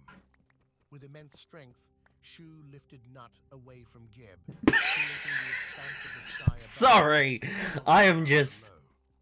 This act was not merely a physical I separation, have been but a hanging around profound with Dane cosmological too event long. that established the structure of the universe. Shu's intervention allowed the sun to rise, stars to shine, and life to thrive on Earth. By holding the sky in place, Shu ensured the balance of Ma'at, the principle of cosmic order and harmony. This balance was crucial for the survival of both the gods and Panther is humanity, saying cursed preventing the chaos things. of Nun from reclaiming the world. Shu's role as a stabilizing 1, force 2, 3, made him 4, 5, indispensable 6. in maintaining the order of the cosmos. Through this act, Shu became a symbol of stability and protection, embodying the life-giving breath of the wind and the clarity of light. Am I His corrupting the presence was youth? invoked No, in that's rituals and Dane. prayers, ensuring that the delicate balance of nature was upheld. Anyway, have you heard the Chaos shit that comes was out of Raina's prevailed. mouth? One of the most recognizable symbols of Shu is the ostrich feather he wears on his head. This feather is not merely decorative, it is a profound symbol representing air and light, the very elements Shu governs. The ostrich feather is light and delicate, qualities that perfectly embody Shu's domain over air. In Egyptian culture, feathers were often associated with Ma'at. Shu's feather signifies his role in maintaining this principle by creating and sustaining the space necessary for life and order. Another significant symbol associated with Shu is the Ankh, a hieroglyph that represents life.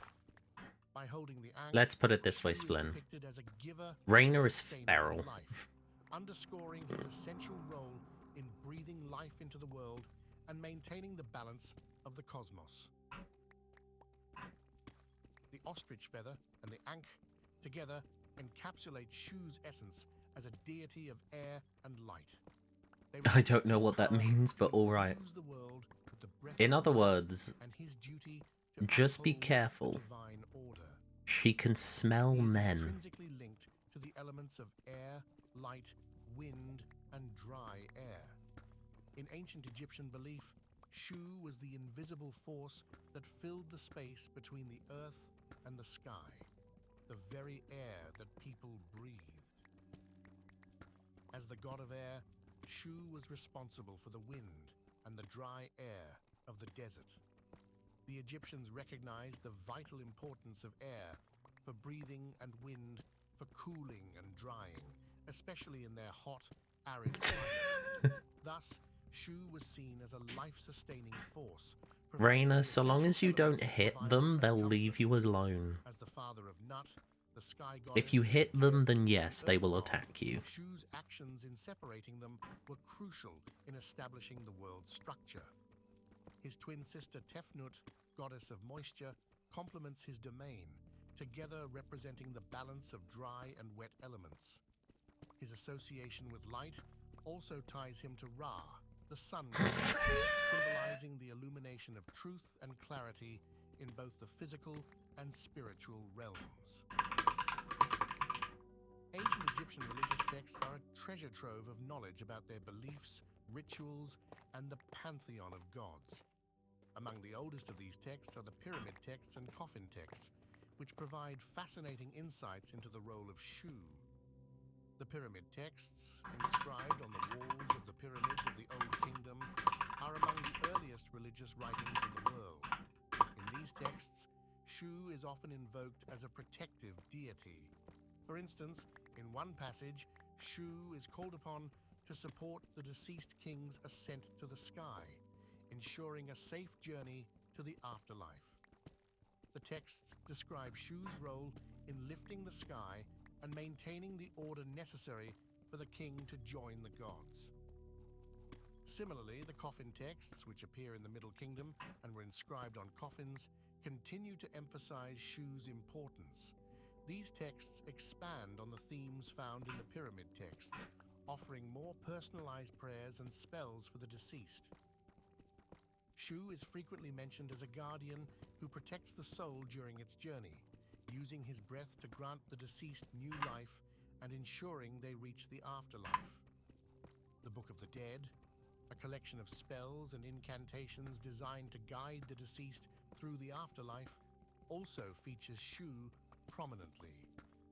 This text, used extensively during the New Kingdom, provided a detailed roadmap for the soul's journey to the afterlife, emphasizing the importance of divine protection and guidance. In the journey to the afterlife, one of the critical moments is the weighing of the heart ceremony, presided over by Osiris. While Shu is not directly involved in this scene, his role in maintaining the cosmic order I can't wait is till they get to crucial. Osiris. Osiris By has such a supporting the cool sky story. and ensuring the balance of Ma'at, Shu creates the conditions necessary for the judgment to be fair and just. In one notable passage, Shu is depicted as lifting the sky to allow the deceased to see the light of the sun, god Ra, symbolizing enlightenment and the ultimate union What was with that? the divine. This act Paladin underscores Raina will Shu's remember role that. in providing clarity and guiding the soul towards eternal harmony. Shu's enduring legacy in ancient Egyptian mythology highlights the profound connection the Egyptians felt with the natural elements Oh, we and their cancelling divine Splin. representations. As the god of air and light, Shu's influence was woven into the very fabric of daily life and the spiritual beliefs that guided the Okay, ancient the Egyptians. cancelling sword. The fascination with Shu and other deities of the Egyptian pantheon continues This to is where captivate we scholars need and to make enthusiasts a alike. courthouse His role in maintaining in cosmic the town order center as well. and his protective presence in the afterlife rituals underscore the deep reverence the Egyptians had for their gods, So that we can put people and on the trial. intricate mythology they developed. The balance and harmony that Shu embodied continue to inspire and intrigue us, offering insights into the ancient civilization that revered him. Thank you for joining us on this exploration of Shu, the god of air and light. Oh, it's a compilation of shorter As videos. we Okay. immerse ourselves in the rich tapestry of ancient Bird. Egypt, Thoth emerges as a luminary figure, a god whose influence spans the realms of wisdom, magic, and cosmic balance. Known by many names, Thoth the scribe, Thoth the ibis, or even Thoth the messenger, this deity played an integral role in the celestial drama of Egyptian mythology. Picture this: Thoth, the one who held the quill that chronicled the very essence of existence, the architect of You need cosmic legal order, help? and the guide of souls through the Unfortunately, I'm afterlife. But digging. our journey today is not just a stroll through ancient You'll have to texts and wait hieroglyphs. another It's a captivating 2,606 exploration into the heart blocks of the divine until I mysteries am of Thoth any help to you, my guards. friend. In the grand tapestry of Egyptian cosmogony, Thoth emerges as a celestial Cosmogony? architect, a divine That's not a force word. woven into the very Cosmology fabric of is. creation. The creation myth surrounding Thoth is a This silly captivating AI narrative man. where he takes his place among the primordial deities, shaping the cosmos with wisdom and magic. By the way, this is clearly an But Thoth's AI video. story doesn't begin and end with creation. It's intricately tied to the Ogdoad, 1, 2, the 3, 4, ensemble 5, of 6. 8 primordial deities. Each member of this cosmic symphony played a unique role, and Thoth, with his unparalleled intellect, brought a harmonious balance to the cosmic dance. As we gaze upon the ancient Egyptian art and hieroglyphs, we witness Thoth's visage etched in the annals of time. The scribe, the ibis-headed deity, and the master of the written word. These depictions reveal not just a god, but a symbol of wisdom and knowledge, revered across the ages. The evolution of Thoth's image is a captivating journey through the dynasties of ancient Egypt. From the You're Old gonna find a Kingdom lot of to the New snakes. Kingdom, They are Thoth's influence everywhere. adapted, his role shifting, yet the essence of wisdom and magic remained 1, an 2, indelible 3, mark on the 4, culture and spirituality of the 5, Egyptians. 6. Thoth, often hailed as the god of wisdom, writing, and magic, embodies the very essence of intellectual prowess and mystic arts. 1, 2, As we 3, delve into 4, his 5, diverse 6. portfolio, we discover how he becomes not just a deity, but a beacon of enlightenment for the ancient Egyptians. But what sets Thoth apart is his role as the scribe of the gods. Picture this: a celestial figure meticulously recording the deeds of gods and mortals alike. Thoth, with his ibis-headed visage, becomes the keeper of cosmic archives, bridging the mortal and divine realms with his sacred quill. Yet, Thoth is no one-dimensional deity. The delicate balance between wisdom and mischief defines his dual nature. He's not just the wise guardian, he's also the playful trickster, challenging the conventional boundaries of cosmic order. The cosmic dance requires both order and chaos, and Thoth, with his duality, embodies this cosmic truth. Turn your gaze to the celestial canvas, and you'll find Thoth weaving his influence into the very fabric of time. His connection to the moon, He's a Time his Lord. mastery over the cycles of time, showcase his celestial authority. Thoth becomes the eternal timekeeper, guiding the sun on its daily journey with unparalleled precision. Let us focus our gaze on the afterlife, where Thoth assumes a role of profound importance. In the judgment of the deceased, Thoth stands as a divine arbiter, overseeing the scales of justice. His presence in this sacred moment reflects the intricate balance between one's deeds in life and the cosmic order. Picture this cosmic courtroom, where Thoth plays a crucial role in the weighing of the heart against the feather of Ma'at. The heart, representing the soul's essence, is carefully measured against the feather of divine harmony. Thoth's quill records the outcome, shaping the destiny of the departed in the afterlife.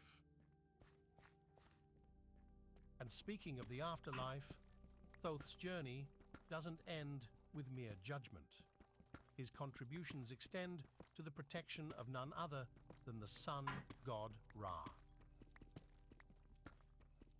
As a guardian and confidant, Thoth weaves spells and incantations to safeguard Ra on his perilous journey through the underworld.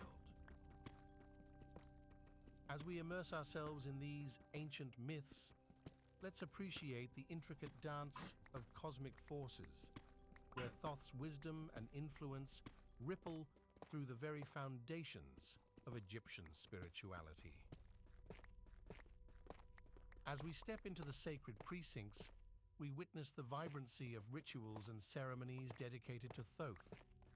Imagine the rhythmic cadence of incantations, the wafting scent of sacred offerings, and the flickering glow of eternal flames. The worship of Thoth was a tapestry of sights and sounds, an intricate dance of devotion that resonated through the corridors of time.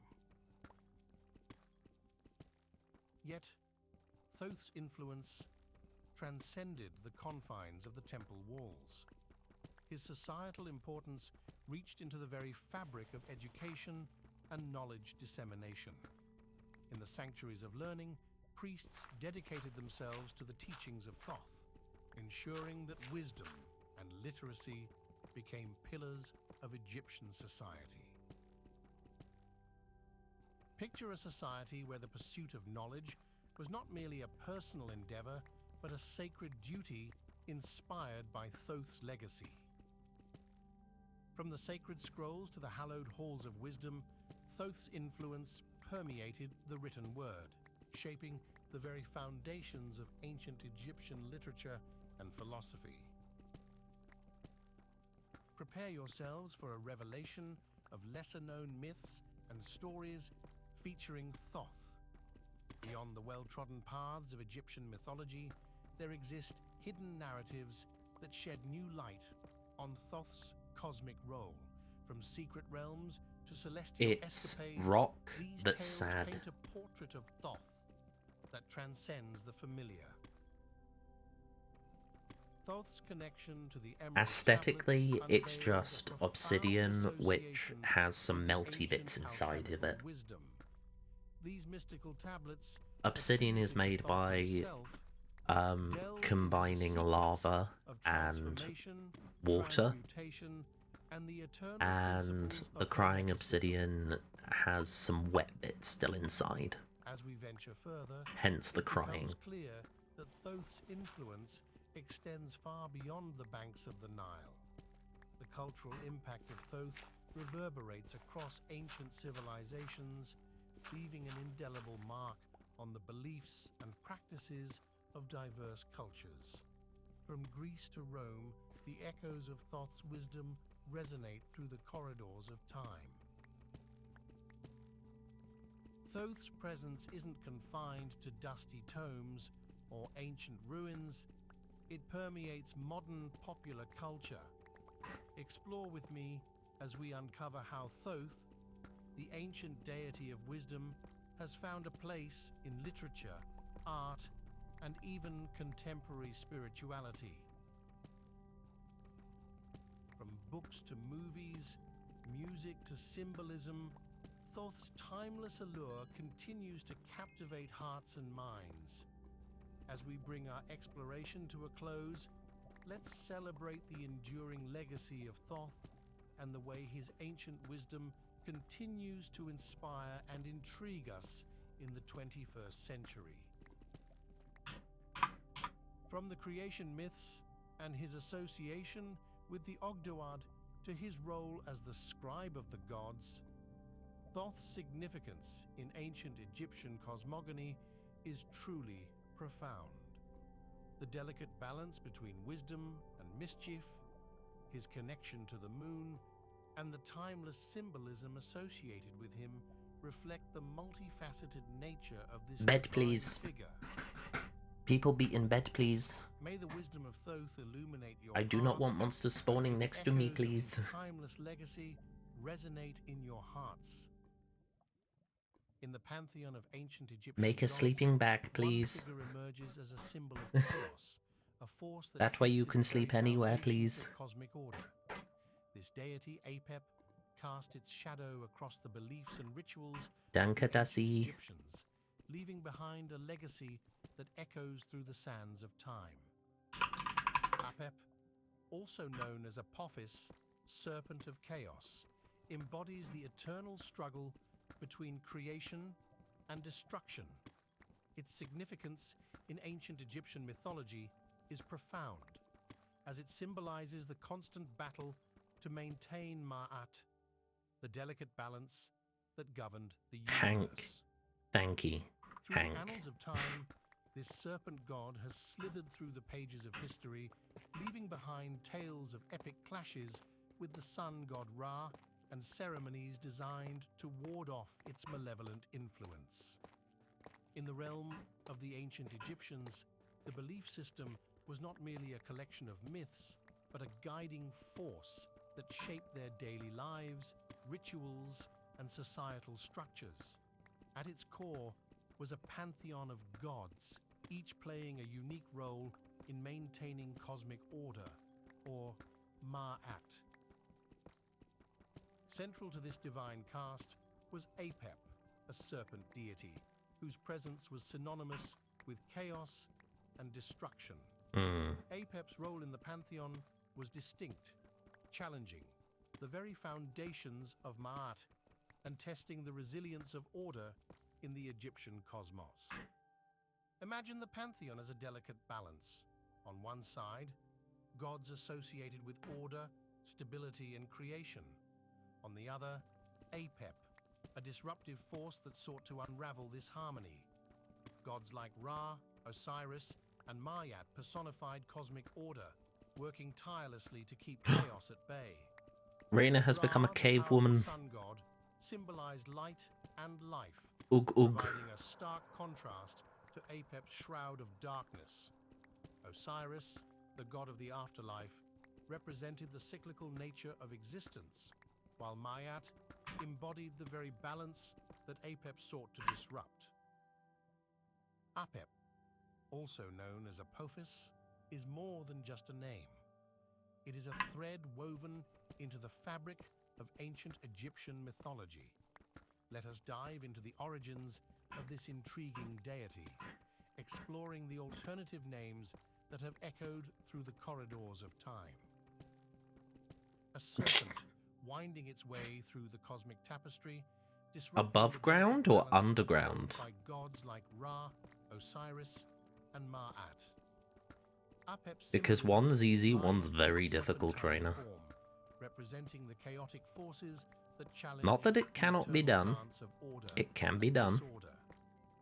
Let's turn our gaze to the epic battles between Apep and the sun god Ra, a clash of cosmic titans that unfolded daily in the realms of Egyptian mythology. These mythical confrontations weren't just tales of deities, they symbolized the eternal struggle between light and darkness, good and evil. Ra, the radiant sun god, embarked on a perilous journey through the underworld each night, facing the relentless onslaught of Apep, the serpent of chaos. These myths served as metaphors for the cyclical nature Why of is day there cat and meat? night, reinforcing the constant The rats have got to tension eat between something. order and chaos. In the eyes of the ancient Egyptians, Apep wasn't merely a mythical creature, it was a formidable force that demanded respect and attention. We will explore how the Egyptians perceived Apep and the intricate rituals they devised to either appease or ward off this chaotic deity. Temples dedicated to Apep were sacred spaces where the devout sought to commune with the divine and gain protection from the serpent's malevolent They influence. don't. These They drop ceremonies chests were not just rituals, and they were a gravestones. testament to the Egyptians' unwavering belief in the delicate balance between order and chaos. Imagine standing within the hallowed halls of a temple dedicated to Apep, surrounded by the rhythmic chants and incantations of priests and priestesses. These ceremonies were not mere performances. Oh my god, Rain has They were become a best collective friends. effort to maintain Ma'at, the cosmic harmony threatened by Apep's presence. Archaeological excavations have unearthed a trove of artifacts offering glimpses into the fervent worship of Apep.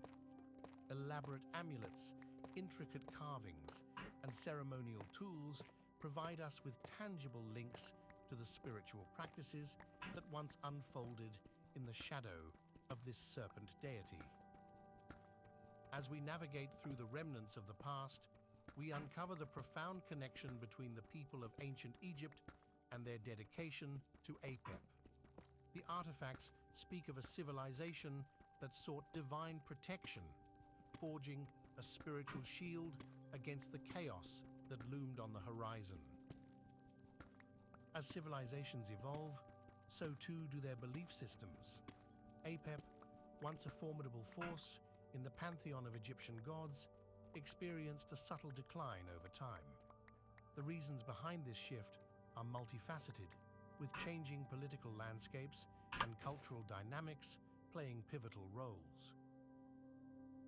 Political upheavals, the rise and fall of empires, and the emergence of new belief systems all contributed to the altering spiritual landscape of ancient Egypt. Apep, once a central figure in the cosmic drama, saw a diminishing role as societal values and priorities evolved. Yet, as deities often do, Apep underwent transformations in the face of changing times. In later periods, we witness reinterpretations of this serpent god, adapting to the evolving spiritual needs of the people. In some instances, Apep took on new layers of symbolism, embodying different aspects or serving as a metaphor for challenges unique to the era. The serpent god, once a symbol of pure chaos, found itself woven into the fabric of evolving mythologies. The decline of Apep's prominence does not mark the end of its legacy. Instead, it invites us to explore the fluid nature of mythology, where gods can adapt, transform, and find new relevance in the ever-changing tapestry of human belief. As we near the culmination of our journey through the mysteries of Egyptian god Apep, our quest takes an exciting turn into the realms of legacy and influence. Join us as we uncover the threads connecting Apep's ancient presence to the tapestry of later mythologies and modern popular culture. The impact of Apep extends far beyond the sands of ancient Egypt. The concept of this chaotic serpent deity has rippled through time, leaving its imprint on later mythologies and cultural beliefs. Let's explore the echoes of Apep in the narratives Makes of me diverse wonder, cultures. is that the origin of like the In world different snake? corners of the world, we find echoes of Apep's essence.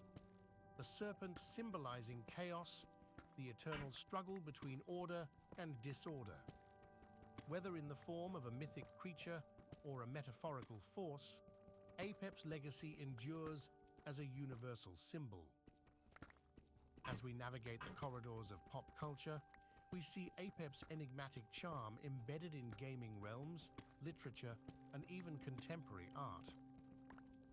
The serpent god, once an ancient symbol, has seamlessly integrated into the evolving narratives of today. We began with a glimpse into the rich tapestry of ancient Egyptian mythology, where Apep emerged as a symbol of chaos, challenging the delicate balance of cosmic order. Like a serpent shedding its skin, Apep found new life in transformation. Its legacy echoed through later mythologies and permeated modern popular culture, becoming a timeless symbol that continues to inspire and intrigue. In the land land of ancient Egypt, mythology wasn't just stories, but a sacred tapestry woven into the very fabric of society. At the heart of this mystical realm, we find Goddess Nut. The goddess of the sky is one of the most revered figures in Egyptian cosmology. Her name itself, Nut or Nui, signifies the vast expanse of the I'm an heavens. adult. Her importance in ancient Egyptian culture cannot be overstated. She was the very embodiment of the cosmos, the overarching sky under which all life existed. Depicted as a woman whose body arches over the earth, Nut is often portrayed adorned with stars, symbolizing her connection to the celestial realm. Nut's significance goes beyond mere representation. She played a crucial role in Egyptian cosmology, where she was believed to swallow the sun each evening and give birth to it anew each morning. What the fuck? This cyclical journey of the sun symbolized the eternal cycle of life, death. Imagine having to give birth every single morning. Egyptian religious beliefs. That is a As we horrifying embark on our prospect. exploration of Nut's mythology, we'll uncover the layers of symbolism and meaning behind her divine presence, shedding light on the mysteries of ancient Egypt. Let us unravel the captivating world of Goddess Nut.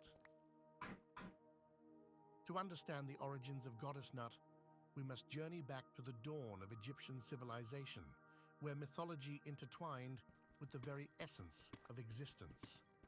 In the beginning, there was only chaos, a swirling abyss from which all life emerged.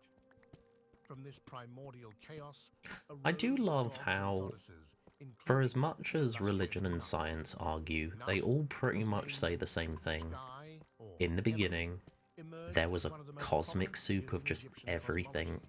and then She was suddenly born to the something divine of happened. Shu, the god of air, and No Tefnut, one the denies goddess of that moisture. before As the daughter of Shu and existence there was Tefnut, Nut nothing. occupied a central There was place obviously within the something, we Egyptian just don't know what pantheon. that something She is. was revered as the mother of many deities, But anyway, including something happened to the Osiris, something, Isis, and it Seth, became and a thing. Nephthys.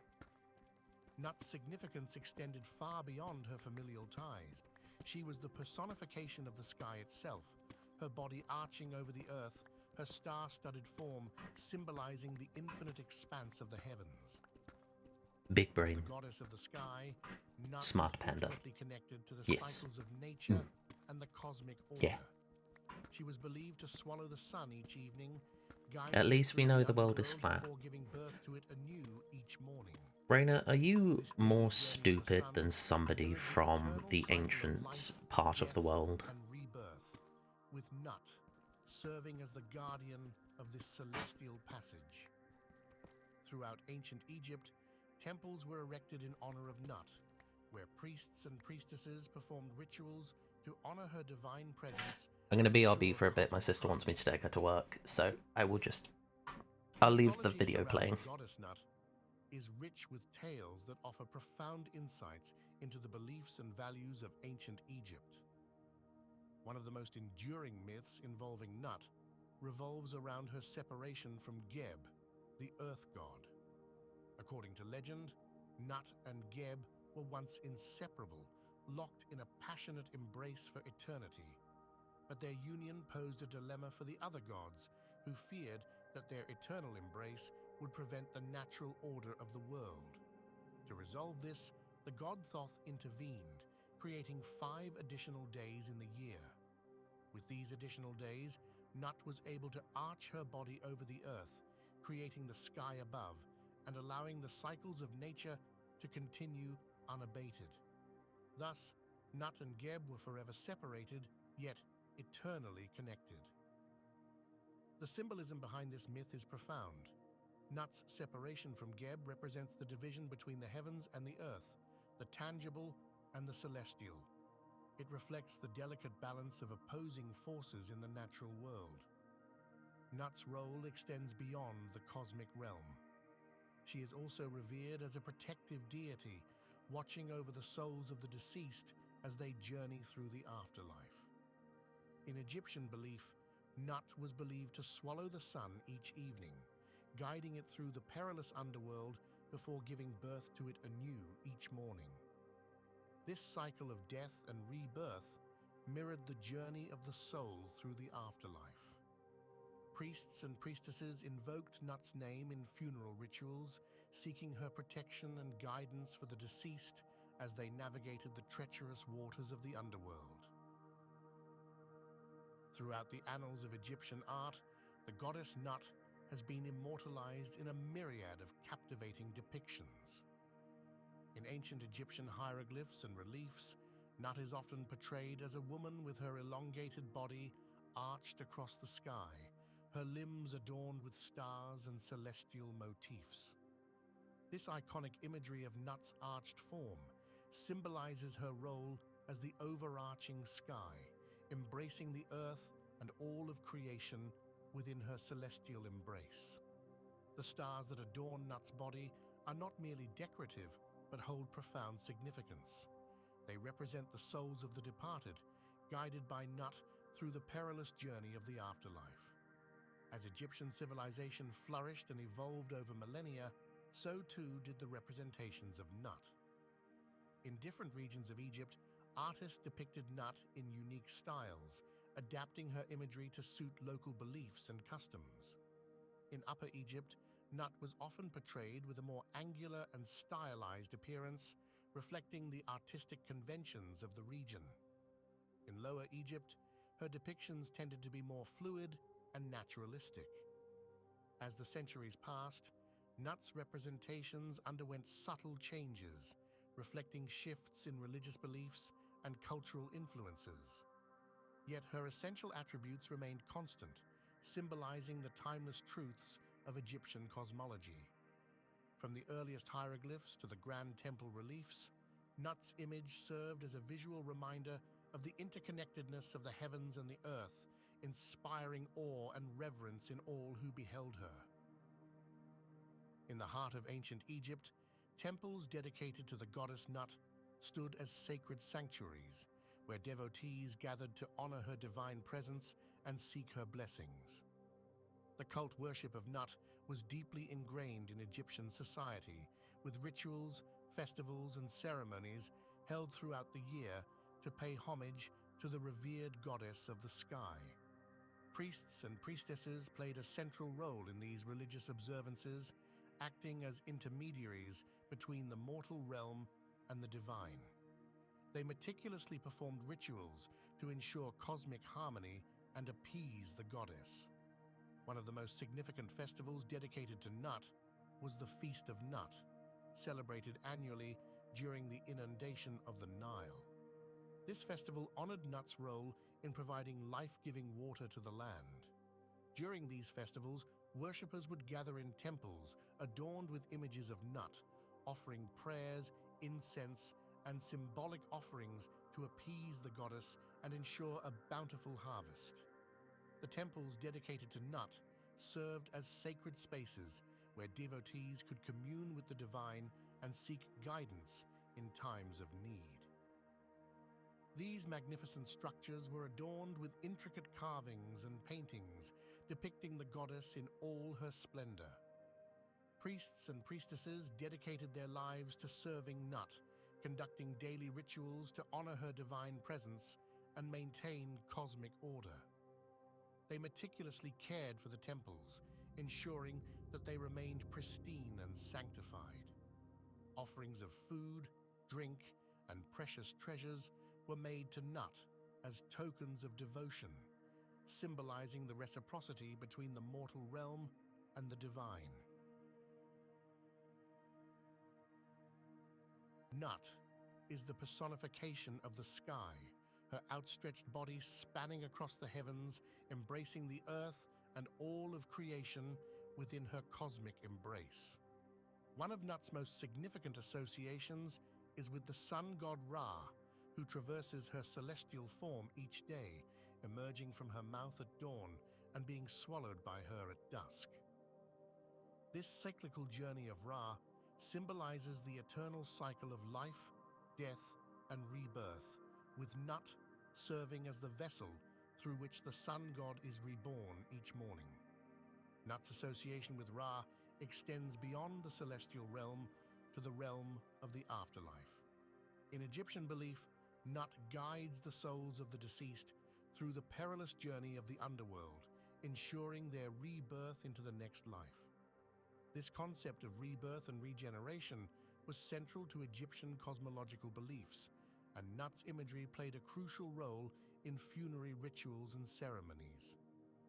In tombs and funerary texts, Nut is often depicted as a protective deity, sheltering the deceased in her celestial embrace and guiding them safely to the afterlife. Priests and priestesses invoked Nut's name in funeral rites, offering prayers and incantations to ensure the soul's safe passage through the underworld. We hope that this journey has sparked a newfound curiosity and appreciation for Egyptian mythology, a rich tapestry woven with stories of gods and goddesses, and a profound understanding of the cosmos. Our exploration doesn't end here. We invite you to continue your journey into the depths of Egyptian mythology, uncovering the hidden truths and ancient wisdom that still resonate with us today. Whether you're drawn to the celestial mysteries of Nut, the epic tales of Osiris and Isis, or the enigmatic symbols of the pyramids, there's always more to discover and learn. Let us continue to explore the wonders of history and mythology together. Welcome to the mystical world of ancient Egypt, where gods walked among mortals and legends were born in the sands of time. At the heart of this rich tapestry of mythology stands Atum, a deity of profound significance and enduring mystery. In the vast pantheon of Egyptian gods and goddesses, Atum occupies a unique position as the primordial creator, the essence of existence itself. Before we delve deeper into the realm of Atum, let's take a moment to understand the broader context of Egyptian mythology.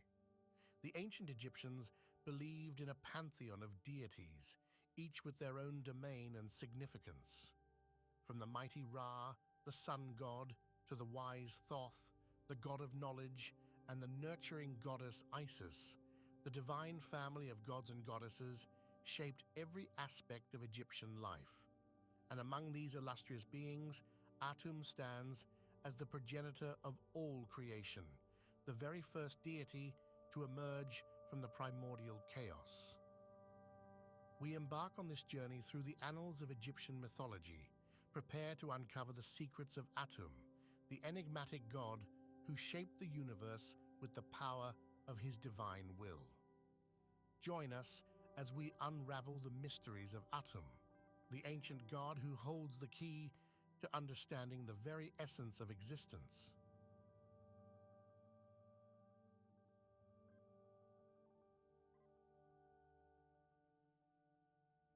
In the beginning, there was only the vast expanse of the primordial waters of Nun, the very essence of chaos and potentiality. From this boundless sea of creation emerged Atum, the god of beginnings and the ultimate creator deity of ancient Egypt. Atum is unique among the Egyptian gods, for he is not born of another deity, nor does he arise from any external force. Instead, Atum is self-created, the embodiment of the creative force inherent within the universe itself. Throughout Egyptian mythology, Atum is often depicted as a god with dual aspects, representing the duality of creation and destruction, life and death.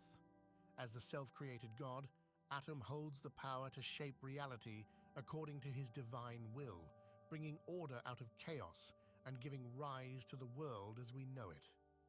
From the earliest days of Egyptian civilization, Atum was revered as the primordial force from which all life sprang forth, the very embodiment of creation itself.